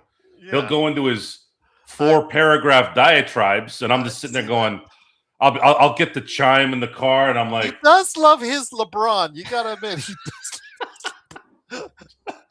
I just get the cliff notes, Joe. I go in like 3 times a day now. This is good like, timing, though. This is great timing, though. Vari, aka Sports Baby, is arriving to America in Southern California at the end of this week. So all that talk I've been saying for 4 years now, hang out with me for a week. Well, he's going to hang out for me for a week. So we're going to be sending pictures. We're going to be at restaurants. We're going to be working in the heat. We're going to be talking smack. So you guys are finally going to get footage of what it is to be us in the flesh, what we do all day. I was in Arizona, by the way, G. Oh my God. I was there all weekend. Oh my God. 117 degrees on Friday, 113 degrees on Saturday. Because that's the only place that's hotter than Vegas. Because Vegas, it will be the end of this week, Joe, 117. Phoenix, you can usually add 2 to 3 degrees on that. So, yeah, it could get over to 120, 121 in Phoenix in that area. I'm sorry. I don't even know why. It's only for 2 months. You know how long 2 months is? It's a long time, Joe. It's my family lives in Arizona, and they love it there, right? Which I get the other 10 months out of the year, and they're like, hey man, we want, are you ever thinking about moving? Are you freaking crazy? it's a killer. You just try to do everything when the sun goes down here in Vegas when it hits, because it's again 110, 112, 112, 115, 112, 112, 114, 117 on Friday. That's upcoming Friday is what it's scheduled to be. So yeah, not good. I have a phrase in my language, but I'll translate in English. It feels like the ass end of the sun. I mean, seriously, you go outside to just go get something from the truck, and I'm like, God, my eyelashes are burning. My eyelashes hurt. In the moment I walked out of the house to get to my truck and come back. It's bad. It is bad, man. I can't. It gets hot here. Don't get me wrong. It's hot in Temecula. It gets hotter than it does down in Diego, but not like that, man. That felt like there was a fireball just blowing from some, I don't know what. But yeah, man, that's just too much. 2 months is too long. I mean, at this point, if I'm gonna live in Arizona, let's say I had to live there for whatever, dude. I'm not staying there in the summer. I'm going to Canada or something. If you bring Vari here to Vegas, yeah, it's gonna be funny. It's gonna get here. It's gonna absolutely hate it. It gets hot. It gets hot in Australia, I hear.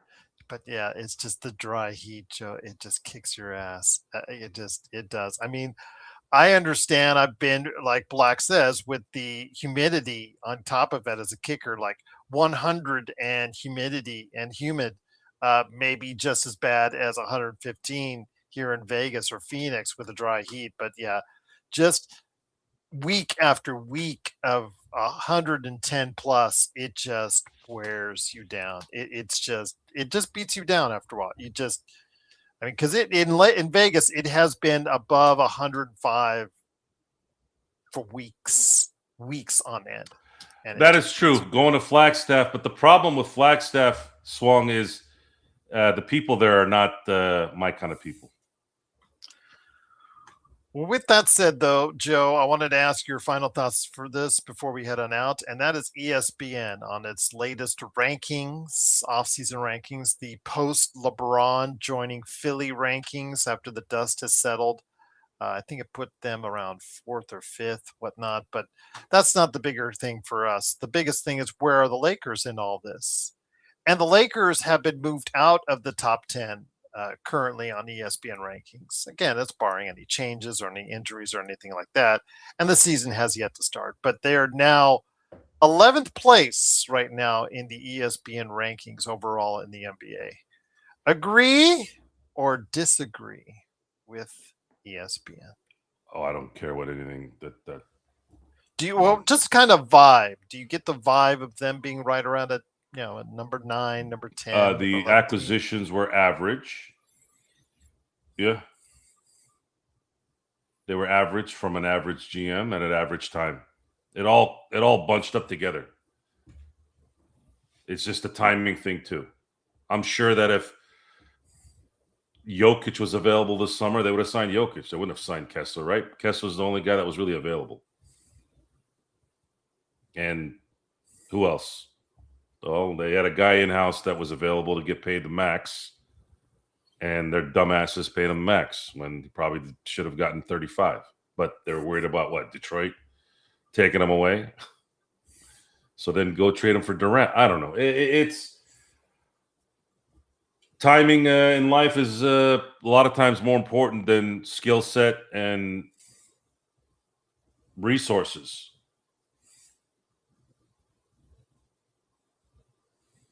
But we have to wait this out. And there are worse places to be, luckily, for Laker fans. At least we got Luka Doncic in his prime.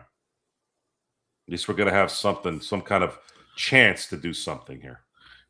But again, it goes back to what we were talking about earlier, and the fact that, I put this up in Lakers Latest the other day as well, where I said, so many people are using the term gap year. You haven't used that word, but you said earlier in the show that you think that 2027, 2028 is what they should target. But in essence, yes, you still have a puncher's chance per se with a guy like Luka, and if he plays at that MVP #1 type level. But again, with the surrounding cast around Luka, it's going to be hard for them to achieve that level. But that's just another year of his prime that you waste in doing so. No choice. You finally got out of the LeBron era. This had to be the first step, really. Last year was you get bad management by bad general management and bad ownership. Why they gave LeBron another year where he was making $50 million when they didn't have to? Well, you could have gotten ahead of this a year earlier when you traded for Luka. You could have had that last summer. You could have started building there, and then maybe we go into this season with some momentum to maybe compete for a championship. But this Luka era didn't start until Friday. Technically, it didn't start till Friday. Think about that for a second. This was not Luka's team until LeBron signed on Friday. So the new team starts now. The new era starts now. And if you think you're going to just start winning championships now, you're not paying attention to what's going on. And we're going to keep harping and keep talking about why. And it's going to sound like we're whining, but we're not. Their horrid decision, and I'm talking about the NBAPA, in signing this collective bargaining agreement has more of the blame on why the Lakers can't flip it than anything else. And this is with Rob Pelinka on the team. So imagine adding the shittiness of Rob Pelinka on top of it. And it's sad, too, because Pelinka will do one good thing. It's like a child, right? The child sucks at everything. They're yelling, they're breaking things, they're not listening to their parents. And then all of a sudden, for about 5 minutes, they'll look at something and be quiet. Oh, look how nice. He's focused on whatever. That's how people treat Rob Pelinka. He does one little thing for one little moment. All of a sudden, everybody wants to say, "Oh, look and see how good he is." When you want to be, not everybody can do it, man. That's why greatness is greatness. That's why iconic, great legends should be labeled to those who do that kind of stuff. Yeah, no one's perfect, but this is the reverse. He's never perfect, and he has one little thing here and there, and we're supposed to be happy about it. No. Okay, here. Look what Presti did. Go ahead and tell him. You said it on last show. What did Presti do just recently with Isaiah Joe and Isaiah Joe, Wiggins, and Dort? Look what he did. He was capped out. He had a bunch of players. Yeah. What did he do? He saved $224 million, got like 1,000 more second-round picks. Yep. And he just stuck it again to Denver. And then he just stuck it to Denver again.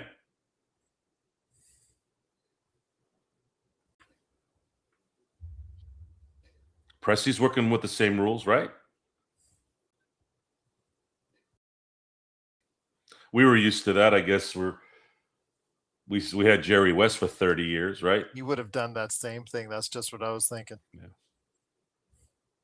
I got to see that. I still got to see that doc on Jerry West before the end of the week. I will do that. That's my mission, to see that documentary on Jerry West on Amazon Prime. If you guys get a chance, see it as well. Um, take the time out of your day. I heard it's really good, and I'll just leave it at that. But Stefan said right there, he said, "How many people besides him have been praising Pelinka in this chat?" And I'm laughing, Joe, because I'm trying hard to think about who is actually on that hill with Stefan, and I'm having a hard time coming up with any other names. That's the problem. Uh, average GM. The Lakers are one of the greatest organizations in Major League Sports on this planet, Joe, and it just seems ill-fitting to have continuously a guy running the front office that's just not at that same level, that the level of excellence you've come to expect from the Lakers. Yeah, it is what it is. But I have full confidence that at some point there's going to be a transition, and a lot of the reasons why it hasn't happened immediately is because there's promises and relationships that are still there with Mark Walter and the Bus family, and they'll slowly fade this out and be able to do what they end up wanting to do at some point here. We have to be patient. Search and Destroy. I have tickets this week. We had to wait 2.5 weeks because we only have one 70 millimeter IMAX theater here in Las Vegas, and you had to get 4 tickets together. You had to wait over 2 weeks to get it. So I get to see it later this week. So yeah, I'm excited to go ahead and see what all the hype is all about with the Odyssey. Absolutely. But yeah, exactly, Darth. It's just hard to go ahead and see it IMAX. The thing is, though, they only have a 3-week window for IMAX exclusivity with the Odyssey. So see it if you can on IMAX. But yes, after that, how good will the movie do? I don't know, because it's doing better on IMAX than it is on traditional screens, because they've been telling you for so long now, you got to see it on IMAX. You got to see it on IMAX. So everybody's trying to see it on IMAX. It's about 2 hours from you, search. Yeah, it's hard. It's hard to find an IMAX theater right now for the Odyssey, even 2 weeks later. So yeah, he's again. Oh, it's amazing. All right, glad you got a chance to see it. Cool, bro. But Joe, again, I won't put too much stock into it. Again, I'm not doing my evaluations on teams, really. I'm not going hard in depth on teams right now. I just think it's a little bit too soon for that. I think we should all start thinking about that sometime in mid to late September, and then go from there, maybe into October during exhibition season. But for now, obviously, we can continue the conversation. But LeBron's in Philadelphia, and again, I'm happy for him. Let him move on. I know it doesn't irk me as much as other people. It does irk me a little bit that he took less money and didn't do the same thing for the Lakers. But again, it is what it is. I know I'm not as mad as John. I'll just say that. But before we head on out, again, LeBron, his legacy. I know a lot of people are still tied into that legacy. He got us a title. Thank you. Have a great day. I don't care if they give him a title. I don't care if they give him a statue. I don't care if they hang up his jersey to the rafters. I don't care. I really honestly don't care. He's gone. The noise is gone. And for me, I felt like I was saying this on Lakers Latest. I felt like an albatross, a 100-pound albatross has been taken off my shoulders with what's going on now. So again, whatever will happen now for the Lakers, and I'm looking forward to it. But I'm kind of looking forward to it that it's not right now going to be going forward with LeBron James. Yeah, I don't really have a feeling either way.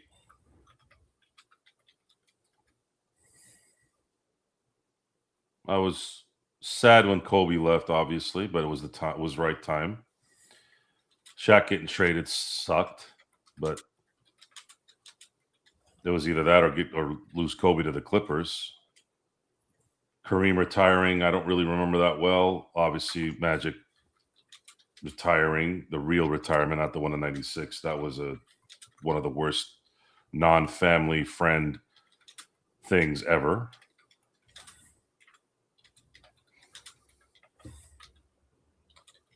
Lakers have Luka Doncic, man. They got him for nothing. We should be a little bit blessed on that and look at that as a positive. Otherwise, what were you going to do? What was the alternative? Anthony Davis and Austin Reeves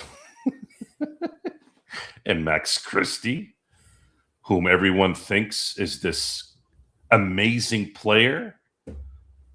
The delusion of Max Christie and Bronny James is probably more shocking to me the last few years than anything that's happened with the Lakers. Are you also happy that Rich Paul is essentially Rich Paul is. Shout out to Drip on that one. Rich Paul is an absolute buffoon, clown, buffoon, bozo. He's so full of crap. He speaks like what was that? What's that chick's name? AOC. He speaks like he's smart and he knows. And then when you listen to him talk, you're like, what? LeBron has a lot of offers. Oh, really? He has a lot of offers? Then why did he get $8 million for 2 years, Mr. Oh, they have a lot of offers. Who are you fooling? You think we're stupid? I know there's a lot of stupid people out there, but what about the ones that are not stupid? What offers? To go play in Philly? LeBron is going to make one bad error in game 14 in Philly, and they are going to kill him because that's what Philly fans do. All the hate that the Oakland Raider fans used to get in L.A., Vegas, whatever. They don't really get in Vegas now, but in Oakland and L.A. Guys, I've been to several Raider games, several Steeler Raider games. I was talking up a storm with Raider fans. I loved going to the Oakland Coliseum. Their parking was phenomenal. I would drive 2 blocks, park, and then walk to the stadium. I went to A's games growing up. Not one problem. I don't know what the hell you guys are doing over there to Raider fans, but I got along with Raider fans wearing my Steeler gear.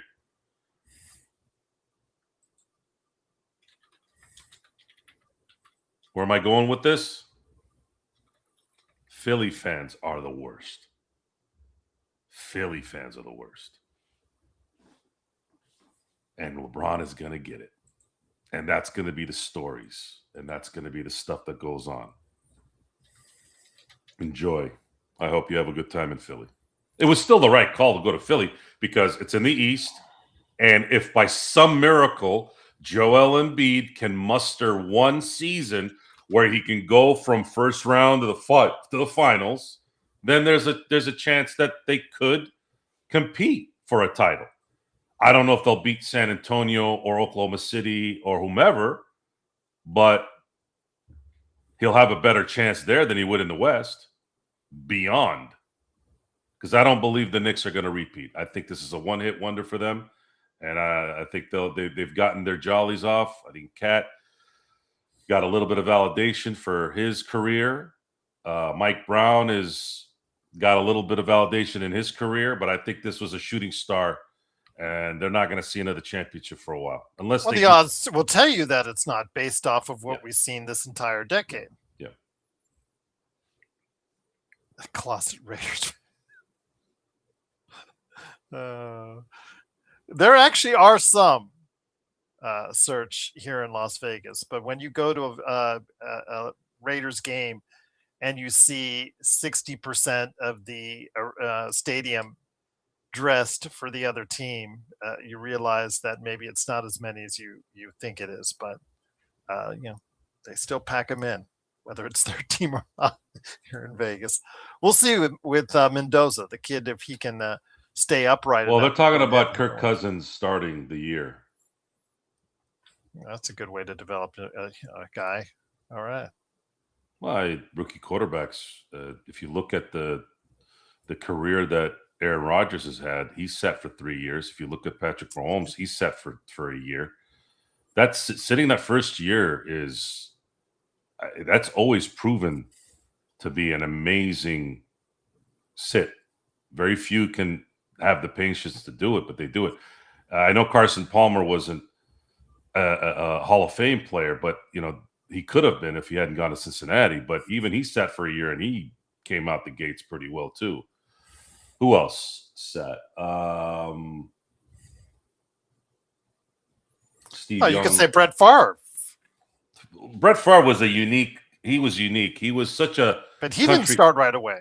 Well, he came from Atlanta. He was drafted by Atlanta in the second round, and then one of my favorite coaches, even though he probably wasn't up to snuff in terms of head coaching prowess, was Jerry Glanville. Tom Brady didn't even start. Tom Brady sat, but he was a 6th-round pick. I'm more talking about guys that were picked, let's say, first-round picks. Yeah. I actually think when you can sit the high-end pick, first round, let's just say first-round picks, the first-round pick quarterback, and let them develop, it really, really, it takes that risk it takes the risk so further down. Instead of doing what they did in Atlanta with Penix, instead of what they did in Minnesota with McCarthy, it's like, dude, these guys are not even supposed to be drafted this high, let alone starting out the gate. If you just let them develop. But see, that's the problem. A lot of these idiots listen to fans, listen to the media. You got to be stubborn sometimes. You got to say, look, we're going to let this thing play out a little bit. But unfortunately, most of the people that have their jobs aren't really good at doing it. Swung at Ball 4 is asking if you have thoughts on Diaz and the fighting and all that with with the cockfighting. I don't give a shit. Didn't think so. I care about Diaz coming Wednesday and closing people out with Timmy Trumpets. I only give a damn about Timmy Trumpets playing to win Game 4 in the World Series, hopefully against the Astros, because the AL is trash. The American League is garbage. So if they're going to be garbage, that's not a pun, by the way, bring in the Astros, the ASS Astros. I want clear and upfront revenge for 2017, and I want them to be in it with their shitty division. They should be able to win that division, winning 81 games too. And let's put a stamp on the street-peat by putting a mud hole in the Houston Astros with the Trumpets playing. Speaking of which, are you okay with Beltran getting into the Hall of Fame this weekend? You've seen my post on that. Yeah, I did, but I was hoping you could try and share. Beltran went into the Hall of Fame for his playing prowess, which he did have. The problem is it still makes the Hall of Fame look like a bunch of hypocrites when you don't let Barry Bonds, Roger Clemens, and a lot of those guys like Mark McGwire in when you're letting Carlos Beltran in, because I believe that's worse. What he did was worse than actually cheating within your own self. Because and the way he phrased it, he sounds like he's not even ashamed of it. It's like he said, you know what? I took advantage of the system. It's the way I'm interpreting taking advantage of the system would be to watch like a poker player watching his opponent tip his pitches. Well, tip his pitches in baseball. Watching somebody tip the pitches and play it that way from, let's say, if a guy's on second base, that's part of the game. But these assholes had technology on a camera feeding them with their trash cans and clicking a button. I think that's a little different. It makes Major League Baseball look like a bunch of hypocrites, and cheating that way is worse than steroids for an individual, especially when you have somebody like Eric Gagne facing Barry Bonds. Eric Gagne was juiced to the gills playing against or pitching against Barry Bonds, who was juiced to the gills. To me, in the end, that's common sense that it's even at that point, right? But what the Astros did to the Yankees and the Dodgers in 17 was not even. The Dodgers and the Yankees could have had a showdown in 17 and started a run here, but the Houston Astros had to cheat and didn't suffer the consequences of it. So you call it whatever you want. I was fortunate to watch the Lakers get revenge from the Celtics in 2010 for 2008. I want the Astros, even though most of those asswipes are not on that team. I actually dislike Jose Altuve worse than Bregman, Correa, Springer. Although Springer, it's hard. I can't. That scumbag. They got a little bit of revenge on that scumbag in Toronto last year. That was so satisfying, especially with Yamamoto striking him out with the last batter, and then in Game 6, he was sitting in the. He was supposed to bat next after Ernie Clement before Pies caught that ball in the. I'm sorry, that was in Game 6 when Kike got the double play at second after he caught the fly ball.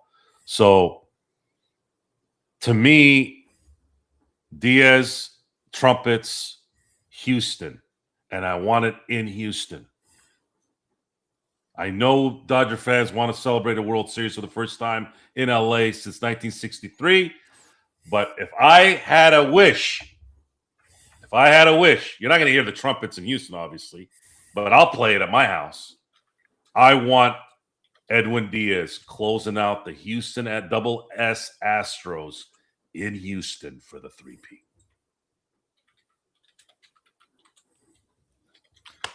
I'll tell you right now, Gerald, this is God honest truth. I hate the Astros more than I hate the Celtics. That's how bad it is. That's how bad it got. And it's probably never going to change. Maybe if they beat him in the World Series to get a little bit of revenge, maybe you might lessen it, but probably not. Because you cannot give back. You cannot get that back. You cannot. Yasiel Puig is missing a ring. Andre Ethier, with all he did, even though it was like his last year, and he was kind of the Clayton Kershaw of that team. He didn't get a ring after all he did for the LA Dodgers. Clayton Kershaw is missing a World Series MVP because of that piece of shit, George Springer. And there's several others that were on that team that don't have a ring. That's never going to get fixed. So there you go. That's the answer to that.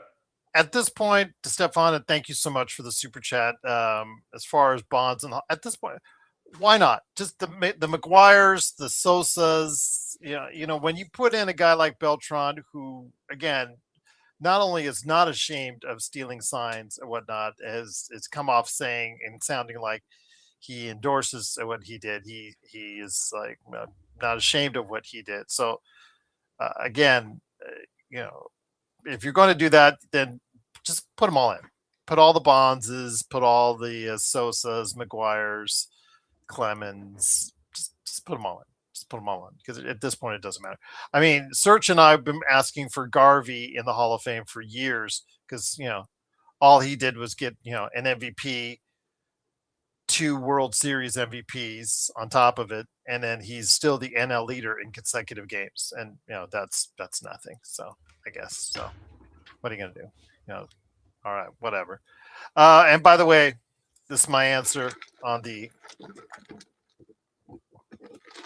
El Pollo for me over top. It doesn't matter if they didn't win Game 2 or Game 7 at home.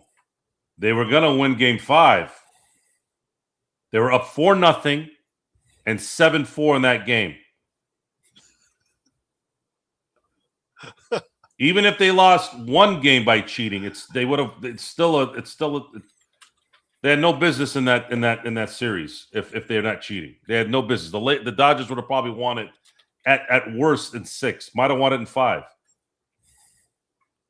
We don't know how Game 4 would have played out. Game 3. I don't know. We don't know. I'm sorry. Game 3, I meant. Mm-hmm. Well, with Del Taco, I'm just saying, get your Pepto. You know, for many years, Joe, I didn't know that Pepto Bismol is how it's actually spelled and it's supposed to be pronounced. Everybody just the way they say it, you always say Pepto Bismol. You don't say Pepto Bismol because it does have an L on the. Who pronounces it Pepto Bismol? They pronounce it Pepto Bismol. So for years as a kid, I thought it was Pepto Bismol. It's actually Pepto Bismol, and which you'll be needing if you go to Del Taco. Yeah, it's the most wretched food I think I've ever eaten in my life. When Taco Bell now has given a run for their money. I was doing a film in 2010, and the producer of the film always got Del Taco for lunch, dinner, whatever. I was like, what the hell is this trash? And of course, it became a joke. I know why he got it, because it was easy. People can just open things up, eat it, and call it a day instead of hamburgers and fries and spilling all over the place. I go, this is not going to work. I didn't even know what the hell Del Taco was at that point. I only had known Taco Bell moving to Southern California. I don't even remember seeing a Del Taco in San Diego at the time, or I didn't pay attention to it. So I'm sitting there, I'm like, what is this? Is this Taco Bell? No, this is Del Taco. I'm like, oh, okay. So I start eating some of the stuff. I'm like, this tastes like Taco Bell. Tastes like shit.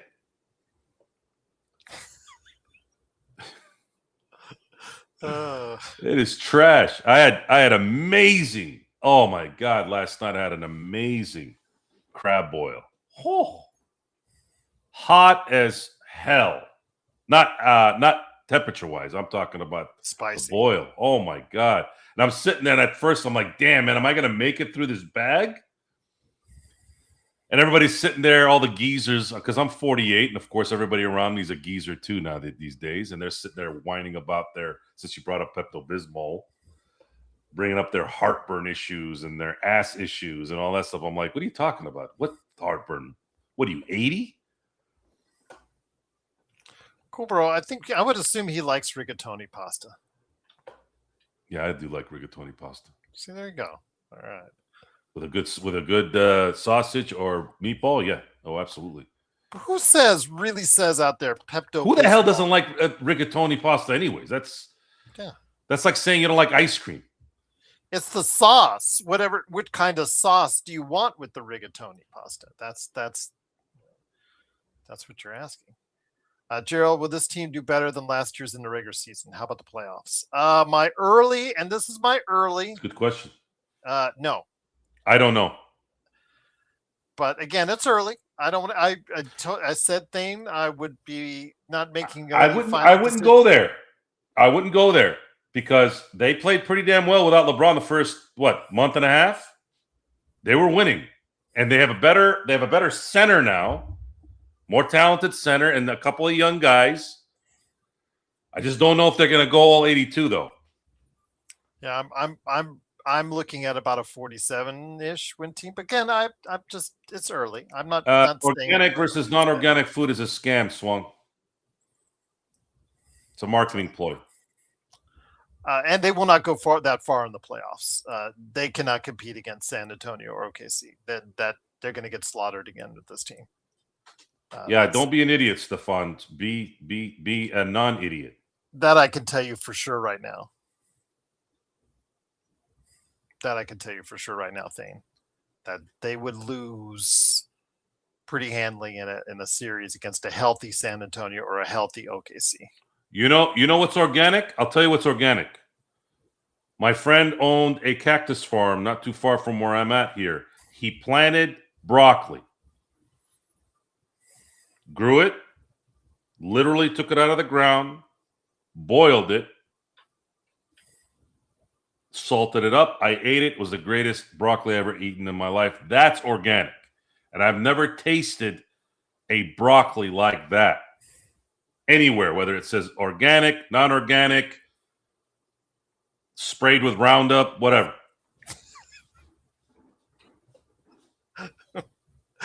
Oh boy, that sounds tempting.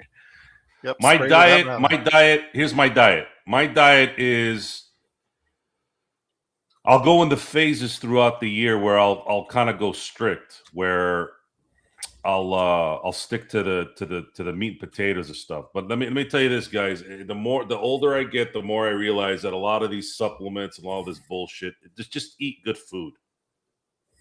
Eggs, lean meats, vegetables, blueberry, any berry. Cottage cheese is good. Greek yogurt is good, although I don't like too sweet a Greek yogurt. The main issue with food for me, when I say issue, is I'm a social eater. I'm a social alcohol drinker. I don't drink alcohol at home unless there's company, unless the boys are coming over and we're having drinks or there's a party. And even when there's a party, like for my kids, and I don't drink usually. I'm not a drinker. I don't drink. I drink when the crew's around. That's it. And we're having cocktails. That's it. The hardest part about eating well, like not having wings and beer with the boys, that's it. That's the problem.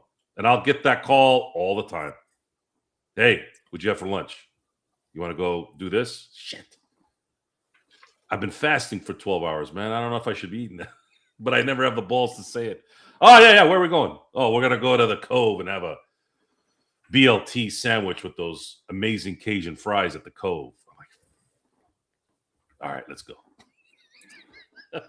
Tell Joe when I was on an island, I was sitting next to someone who was literally straight from the Italian mafia. Good for you. Who's this? Cool, bro.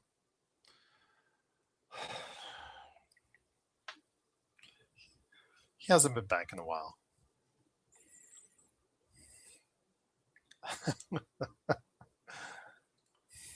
Somebody asked why I made that look earlier. That was the extension of that look. JJ is still the coach, Danny. I don't think he's going anywhere unless the team fires him for some reason. But I'll tell you what, here. So I'm drinking water out of this, but I saved the bottle because this company near our place, it's a we talk about organic. It's funny you guys mentioned organic. So there's this fruit drink that they make, and it's they juice it from the actual fruit. And I had this, and it's expensive as hell. That's why I haven't bought a lot of it. I go, man, this flavor, they call it the mystery flavor. I go, whatever this mystery flavor is, holy shit, this thing tastes good. I go, whatever mystery you put together here is amazing. Problem is a 6-bottle one is like $40. I'm like, $40? $40? Dude, I drank the water out of this in like 3 seconds. If I drank that stuff, I'd be drinking 6 of them a day. I'd be paying $40 a day on this stuff, and I probably wouldn't be enough. So at some point, I'm gonna have to figure it out, which I'm gonna probably do that tomorrow. So organic wise, always in my view, from my experience with organic, you're gonna know by the taste. You'll know by the taste. Trust your instincts. And stop watching TikTok people. Those guys are selling you trash 90% of the time. Danny, Phil Jackson is 80, and he is essentially immobile at this point, as I said in the comments. He's not coming back. And JJ is still the coach. And he has a guaranteed contract for what, 4 years, or was it 5 years when he originally signed, Joe? The Lakers? Yeah, was it 4 or 5? The first one, I believe, was 5, and I think the second one was 5 as well. Yeah. Because he came in 06, 07, 08, 09, and then 10, and then he had an extension, and then that was it. And I'm talking about JJ, because JJ. Danny said JJ 5. is gone. Yeah, sorry, JJ's 5. Yeah, JJ's 5. Yeah, so I don't think Phil Jackson's walking through that door, Danny. So Phil Jackson couldn't move in 2012. Remember when they were flirting on bringing it back, and they were flirting on bringing it back. That was what broke for the home games only. That whole setup was what broke Jeanie and Jim Buss. Kurt Rambis was going to coach on the road, and Phil Jackson was going to coach at home. Yeah, I remember that. Yeah, they're talking about your workout regimen. My workout regimen comes in phases. Sometimes I'm on 4 to 5 days a week, and then sometimes I'll go 3 or 4 months without working out. But I'm always doing stuff. You were doing the Um, spin classes for a while. yeah, the spin classes became so I went to spin one time 34 days in a row. Another time I went 29 days in a row. And it was one of those things where my time in those instances were just I was very flexible, and I wasn't as it wasn't as rigorous in terms of my attention. I was able to right now, because there's so much marketing and so much building of the business outside of what I'm doing right now, because I'm trying to get this to 7-digit area on a consistent basis. I have to be in a lot of places all the time, and I can't stop 9 o'clock or whatever. And sometimes I say, you know what, let me get in this mode where I want to get it done in the morning, because there's a spin class at 5:45 in the morning. But the problem is, the only way I'm going to be able to recover is if I sleep throughout after a day. So if I start working out, and I'm a Laker fan and a Dodger fan, our games don't end till 10, and then we have a show for an hour and a half. I don't sleep 8 hours if I got to get up at 5 in the morning. Sleep is what saves me at the end of the day. It's probably what's kept my hair. It's probably what keeps my face smooth. That's another thing, guys. Sleep. Recovery. Sleep. That's the key.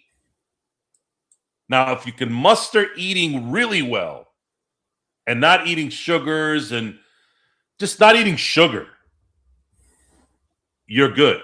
You'll be fine. I have repeatedly said, Game Boy, that it's great to have him gone. Again, it's best for all parties. By the way, I've seen is it just me, or is it a lot of new faces here? Well, they're under different names. I think Game Boy is Xbox. Oh, I know Game Boy's Xbox, and I know Darth is Cool Bro, but we did have some earlier. We did have some new ones earlier. Okay. We had actually people subscribing, becoming a new member. Yeah. That's always great to see. But I used to do that in college, Stefan. I used to do that in college. 2 a.m. workouts. Yeah. I remember I used to flex in the mirror. No, I'm sorry. In the window, there was this really good lighting where I was in the fraternity house. And after I'd get back from the gym, I'd start flexing in that. It was the perfect lighting. I was like, damn, this looks good. Yeah, this looks good. Everyone was asleep. Yeah, our thoughts on LBJ is good. We wish him all the best. I'm glad the noise is gone. So glad. I can go an hour of sleep, but you can't do it forever. You got to make up for it. Sleep when you die. All right, Darth, I think we're heading out as well. May the force be with you as well, and may the force be with everyone out there. Again, I'm doing the Pop Culture Cosmos tomorrow morning, which I will not be getting a full 8-hour sleep for. And then also as well, I want to make sure I've got a Lakers latest coming up for you tomorrow as well. We'll try to get back to you guys this week with a show, maybe an NBA observations. But I do have an announcement again. I made it earlier. The Lakerholics are coming back. They approached me this week. They said they're ready to come back. So this Saturday morning, 11 a.m. Pacific time, look out for them. They'll be back. They're feisty. I mean, my gosh. Yes, Lakerholics.com died, but their text chain actually lives. Are they on WhatsApp, G? No, they do regular text chain. Yeah, they're not. Remember, who are you dealing with, Joe? You're dealing with people mostly older than me. So putting them on WhatsApp is a whole new experience for all of them.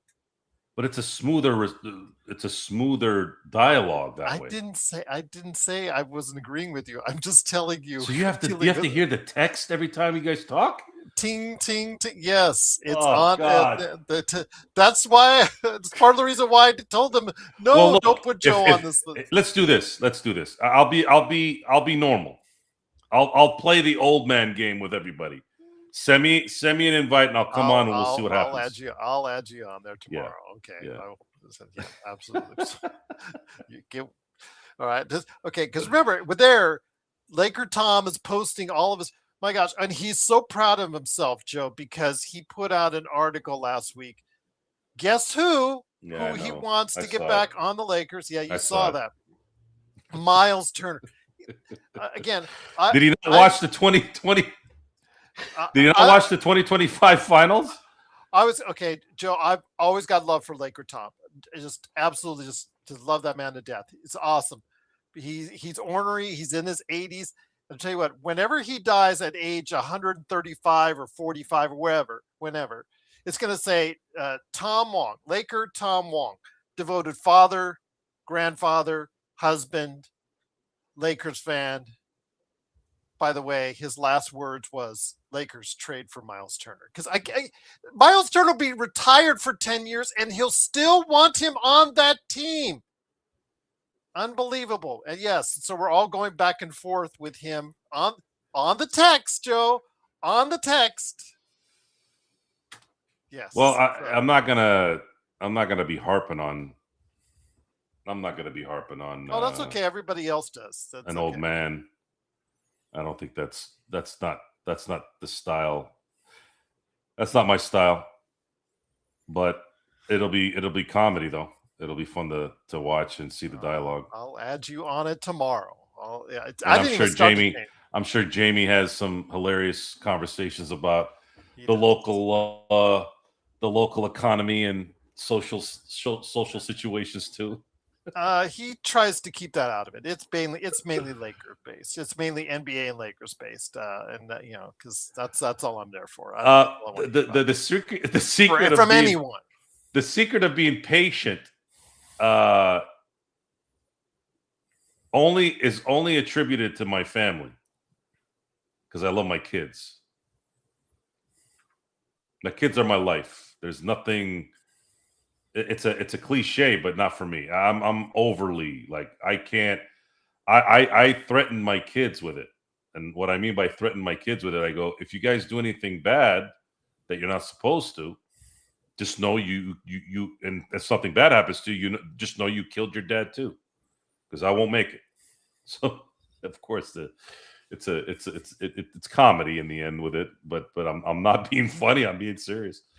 But my kids, I was born to raise children. There's no doubt because the psychology of children need love, number one, and I have an abundance of that. And then the other part is my observation skills are pretty in tune with people, especially those who are in my circle. So my kids have never mouthed off to me. They've never disrespected me. They're 16 and 13, and they're productive. They're smart. They take care of their schoolwork, and they're obsessed with their mother. Their mother does everything for them, which is in my culture. The mother is the most important thing on the planet. If they love their mother and they're dependent on their mother, that means the pillars are there. I'm there to protect and I'm there to guide. But in the end, again, it's the love, man. Love is what children need, and of course the protection is 1A. When you do that, your kids reciprocate and they come back. They come back pretty positive towards you. But as far as patience outside that, geez, Gerald, I don't know. What do you think? Am I a patient guy? And on that note, it's Lakers fast. I could say that, or I could take the fifth. Either which way, however you want to slice it. I'm not patient. My patience is 0 to stupidity. Yeah, when we get some live ones on this chat, and Joe makes every effort to try and shut them down. And really, what it is it's sometimes I feel like it's my duty to make it very clear that Mike Tyson said it. I always quote Mike Tyson on this. That people got too comfortable talking behind their computers and their phones. They think they could just be tough guys, and I don't think they get called out on it. I know I'm not going to be able to do anything about it, but at least I could say something about it. Scumbags, you all think you're a tough guy behind the phone. Well, come tell people their face. Stop being a coward. And that's something I think that a lot of people need to take on. And can't just call people things and think that you're tough. You're not. You're a coward. You know, if you want to call somebody dumb for making a mistake, that's a little different. But calling someone dumb because you don't agree with what they're saying, that's, you know, I mean, I've said things about LeBron that I've kind of regretted, and Jeanie in calling them names. That's a dumb way to do it. But what they did was dumb. That's what I probably should have said. They're not dumb. They're not whatever. They're you know, you don't want to do that. It just sets your mind goes into a whole different area, and you can't allow yourself to do that. And on that note, it is, of course, the Lakers Fast Break. Lakers Weekend. Truly appreciate you joining us. Thought we'd get in another 2 hours for you. If you have any questions for us, leave in the comments below after the show, of course, if you're watching this after the fact. Or you can always hit us up, Lakers Fast Break at yahoo.com. Cannot thank you enough. Want to give a big shout out to Douglas Gallagher. I always answer his questions in his emails, but I want to give a shout out to Douglas Gallagher. I don't ever do it on the show enough, but he sends us a lot of good comments from time to time at LakersFastBreak at yahoo.com. And I always want to acknowledge people when they do and take the time out of their day to go ahead and acknowledge us here at the Lakers Fast Break. Truly appreciate it. But we'll be back sometime, well, maybe in a week. I'll do this like a weekly thing for now. I'll throw in maybe an NBA observations or two during the week, but unless there's anything going on, unless Jonathan Kuminga comes here, which could happen. Wait and see. Joe, any last thoughts before we head on out? Well, we're coming upon August, which will be the last month of no basketball. And then training camp starts in September. And then the season starts in October. It's coming, folks. It's coming, and it's going to come soon. And then we're going to be on here, and it's going to be, what is it? Snow City in LA. You think Washington on August the 6th offers AD an extension? It certainly sounds like they want to keep him. 75 a year for an extension? For even if, because I think you'd only get 2 more years out of it. I may be wrong, maybe 4, but it would be in the 70s range. What leverage does Anthony Davis have? Well, you know, leverage. Who's going to pay him that money? It's really not Golden State. Okay, so I believe, because Rob Pelinka gave him the contract, I believe the last year of his contract is next year, and he gave him a player option, right? Mm-hmm. It's a 4 for $275. I'm sorry. That's a 4 for $275. Is Anthony Davis going to be upset if they don't extend him? I think he would be. You cannot give Anthony Davis $75 million a year. Can't. Sorry.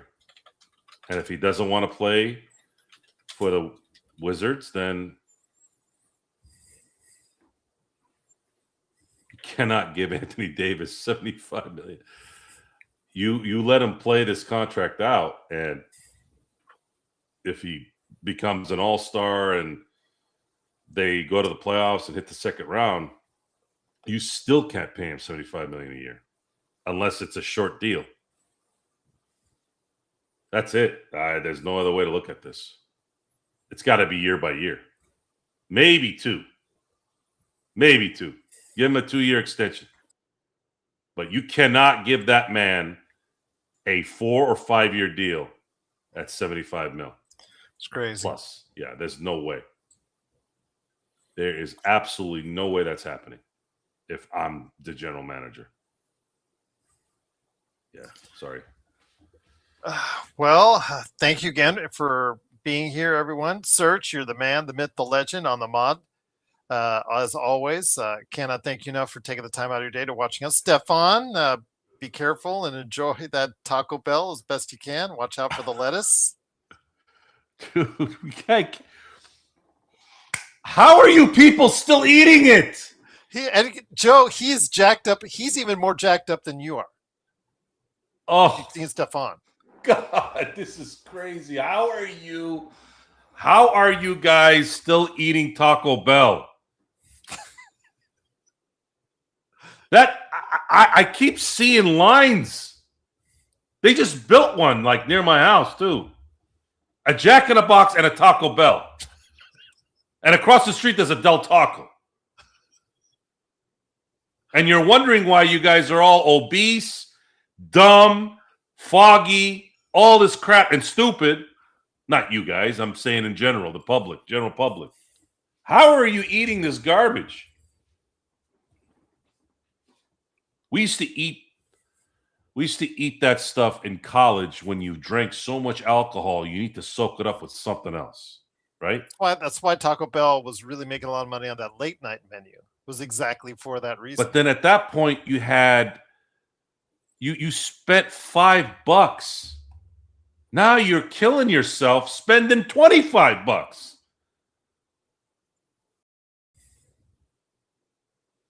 Fast food is the food version of Vegas. It's over. Vegas is a sports town. It is not a gambling town anymore. Not in the sense of what it was before. Entertainment and gambling, the old school way. Vegas is a sports town. It's coming. It's done. It's over. It's what it is. Well, I think they're holding off right now. I noticed Adam Silver's latest comments about expansion, I think, with Seattle and Las Vegas, that they're holding off right now because of the situation in Portland. Because Portland, the owner there is, let's just say, frugal, to be nice. And he's not paying for anything. He's not paying for any restorations on the Rose Garden or anything like that. He wants to stick the entire bill to the city. And if he doesn't get his way, he's probably going to pack up his ball and move out of there. Where he goes, nobody seems to know as of yet. But I think it has cooled right now. I think it still will happen. Expansion will happen with Las Vegas and Seattle. It's just they're trying to figure that out first. Wow, are they really going to move Portland to Seattle and then Portland No, becomes the Seattle City? It won't be. No, I think it'll be a legit new team. I really think I think like it'll probably go to like Nashville or something. I think Las Vegas and Seattle will be legit expansion team. I'm just a guess. I'm just throwing it. I'm throwing a. It'll be somewhere other than Seattle Nashville or Las Vegas. I'm like, what? Why do they want to put another team in freaking Tennessee? I was just using that for example because that Nashville seems like a hot name for expansion or for teams to move to because it's one of the fast growing city, et cetera, et cetera. But I was using that example. I'm just letting you know that they were probably bringing outright expansion teams for Seattle and Vegas. But if Portland moves, they will move to probably somewhere else. Stefan should not eat fast food this late. I don't know where he is. Is he here? Is he in the area? Who? Stefan, where does he live? I think he lives Northern California, if I'm not mistaken. Okay, so you're on the West Coast, so it's almost midnight. I'll tell you what. If you're going to eat Mexican food, go find a taco truck. At least it's somewhat real food. I grew up with taco. You don't need a health inspection. You don't need a health inspection. Hey, man. How popular? Doesn't Pepsi own Taco Bell? Yeah, because don't they own Taco? Because that's why you see a Taco Bell, KFC, and Pizza Hut. Yeah, Pizza Hut. Yeah. That's why you see them all together. I'd rather eat from a hot dog cart than Taco Bell. And the proof's in the pudding, by the way, guys. That's not me being that's not exaggerating. Taco Bell is not real food. It's garbage. Oh, any KFC? No, thank you. I'd rather eat gravel. KFC used to be good. They've gotten worse. I've been in the hospital because of KFC. So yeah, I think probably ever since Pepsi bought those franchises. It wiped out my entire family, KFC, a long time ago. I mean, it wiped us all out. And it was either that or the A&W root beer. And we're pretty sure it wasn't the root beer. So I'll leave it at that. But yeah, KFC. Wendy's used to be good. My friends worked at Wendy's growing up. I used to get the number 6, the spicy chicken. I had it about 6 months ago, and I was like, "What the hell is this?" They changed. They got changed so it. bad. Yeah, they got so bad. So Wendy's was my spot. Obviously, In-N-Out is our spot because the food is done immediately. It's not frozen. The fries have to be eaten within the first 5 minutes. So there's this time constraint and intensity with In-N-Out. Anytime somebody says, "Hey, you want me to bring you In-N-Out?" I'm like, "Where are you?" "Well, we're gonna go to the one over here that's on so and so street." I go, "Dude, by the time you get over here, the fries are gonna taste like freaking like powder. I don't want. No, I'll be. We just ate at In-N-Out last week. The new one on the strip on the 3rd floor. That they have a brand new one that sits on the 3rd floor that overlooks the entire strip. It's really cool. But yes, like you said, by the time you get it, you have a ticking clock. Well, all the fries, whether it's McDonald's or In-N-Out, you have a ticking clock, and you've got to eat them right away, or else they're just plastic within minutes. But I'd say my only vice, really, and it usually has to be with a sandwich, is Flamin' Hot Cheetos. Flamin' Hot Cheetos and a Code Red Mountain Dew. I'm talking almost freezing cold with a Jersey Mike's club sub. Oh my God. Woo! It's like crack. Jersey Mike's, you will not get an argument from me on Jersey Mike's. I will tell you that. For me, it's the number 55. I'll just say that. That and the chicken bacon ranch. I like that one too. But the number 55, the Kahlua. That's I think it's the Kahlua. Yeah, the Kahlua. That one I liked a lot. But it is, of course, the Lakers fast break. Truly appreciate you. We're going down a long road here as far as people thought. Chicken Philly is elite. Yeah. There you go, Stefan. That's what you should be looking out for. But I know Jersey's is closed. I guess you could go Subway. That's a very poor man's very poor. I mean, that's his choice. Okay, if it's between Taco Bell and Subway, get a Subway. Get a Subway. Yeah. Yes, that's again. It's a very poor. At least, but Yeah, at least man, Subway was. Oh man, Subway's was the spot my freshman year in college. Man, I used to get the number 7, and it was my first education in economics, by the way, because I was working as a bellman and a driver for a hotel, and I was getting paid $5.15 an hour. It was 1997, and that was when minimum wage went from $5.15 to $5.57, and I had that number when I would buy the number 7 at Subway. I had it memorized. It was $6.49 with tax. It went up to $6.99 that day after minimum wage went up. I was like, "What the hell?" I thought it was $6.49 back in the day when every cent counted. And then we found out 15 years later that the bread is made of yoga mats. And don't even get started on their tuna. But tough. So we were just saying, if he has, because Stefan is about ready to venture into the dark realms of Taco Bell.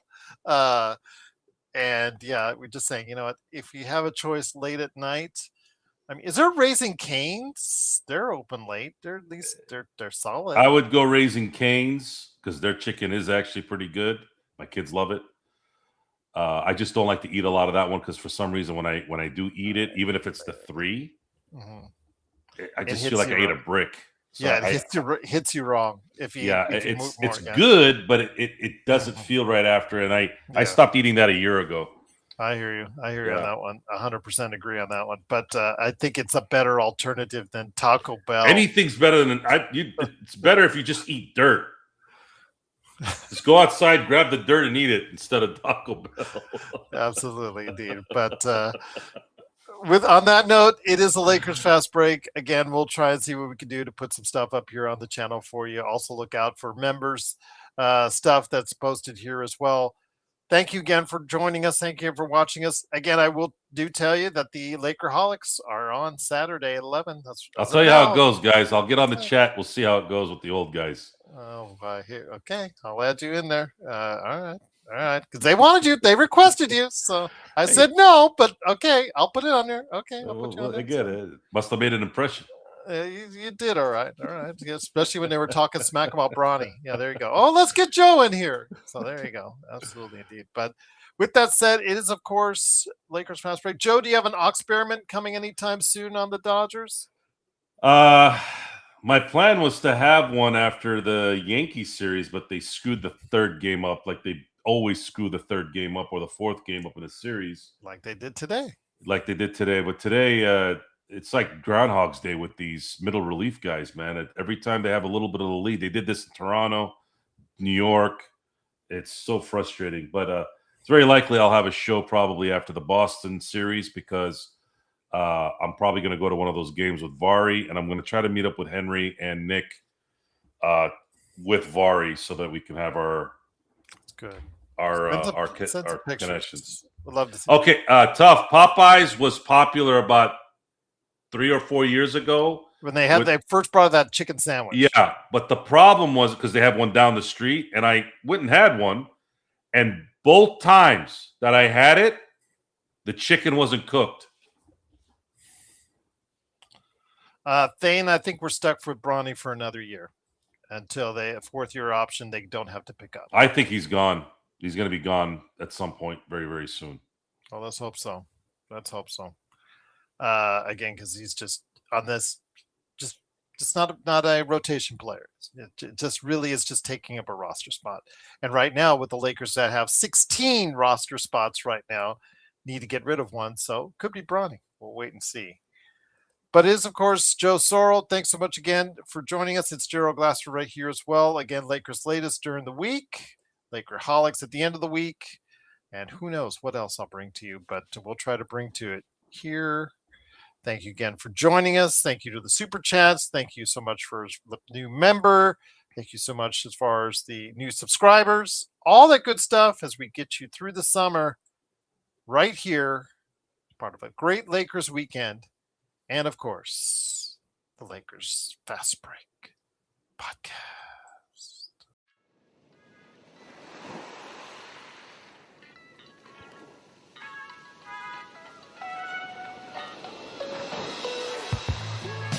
Dad, dad, dad.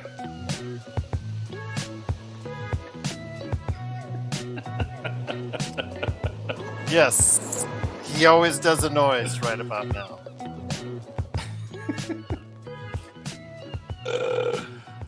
Hi.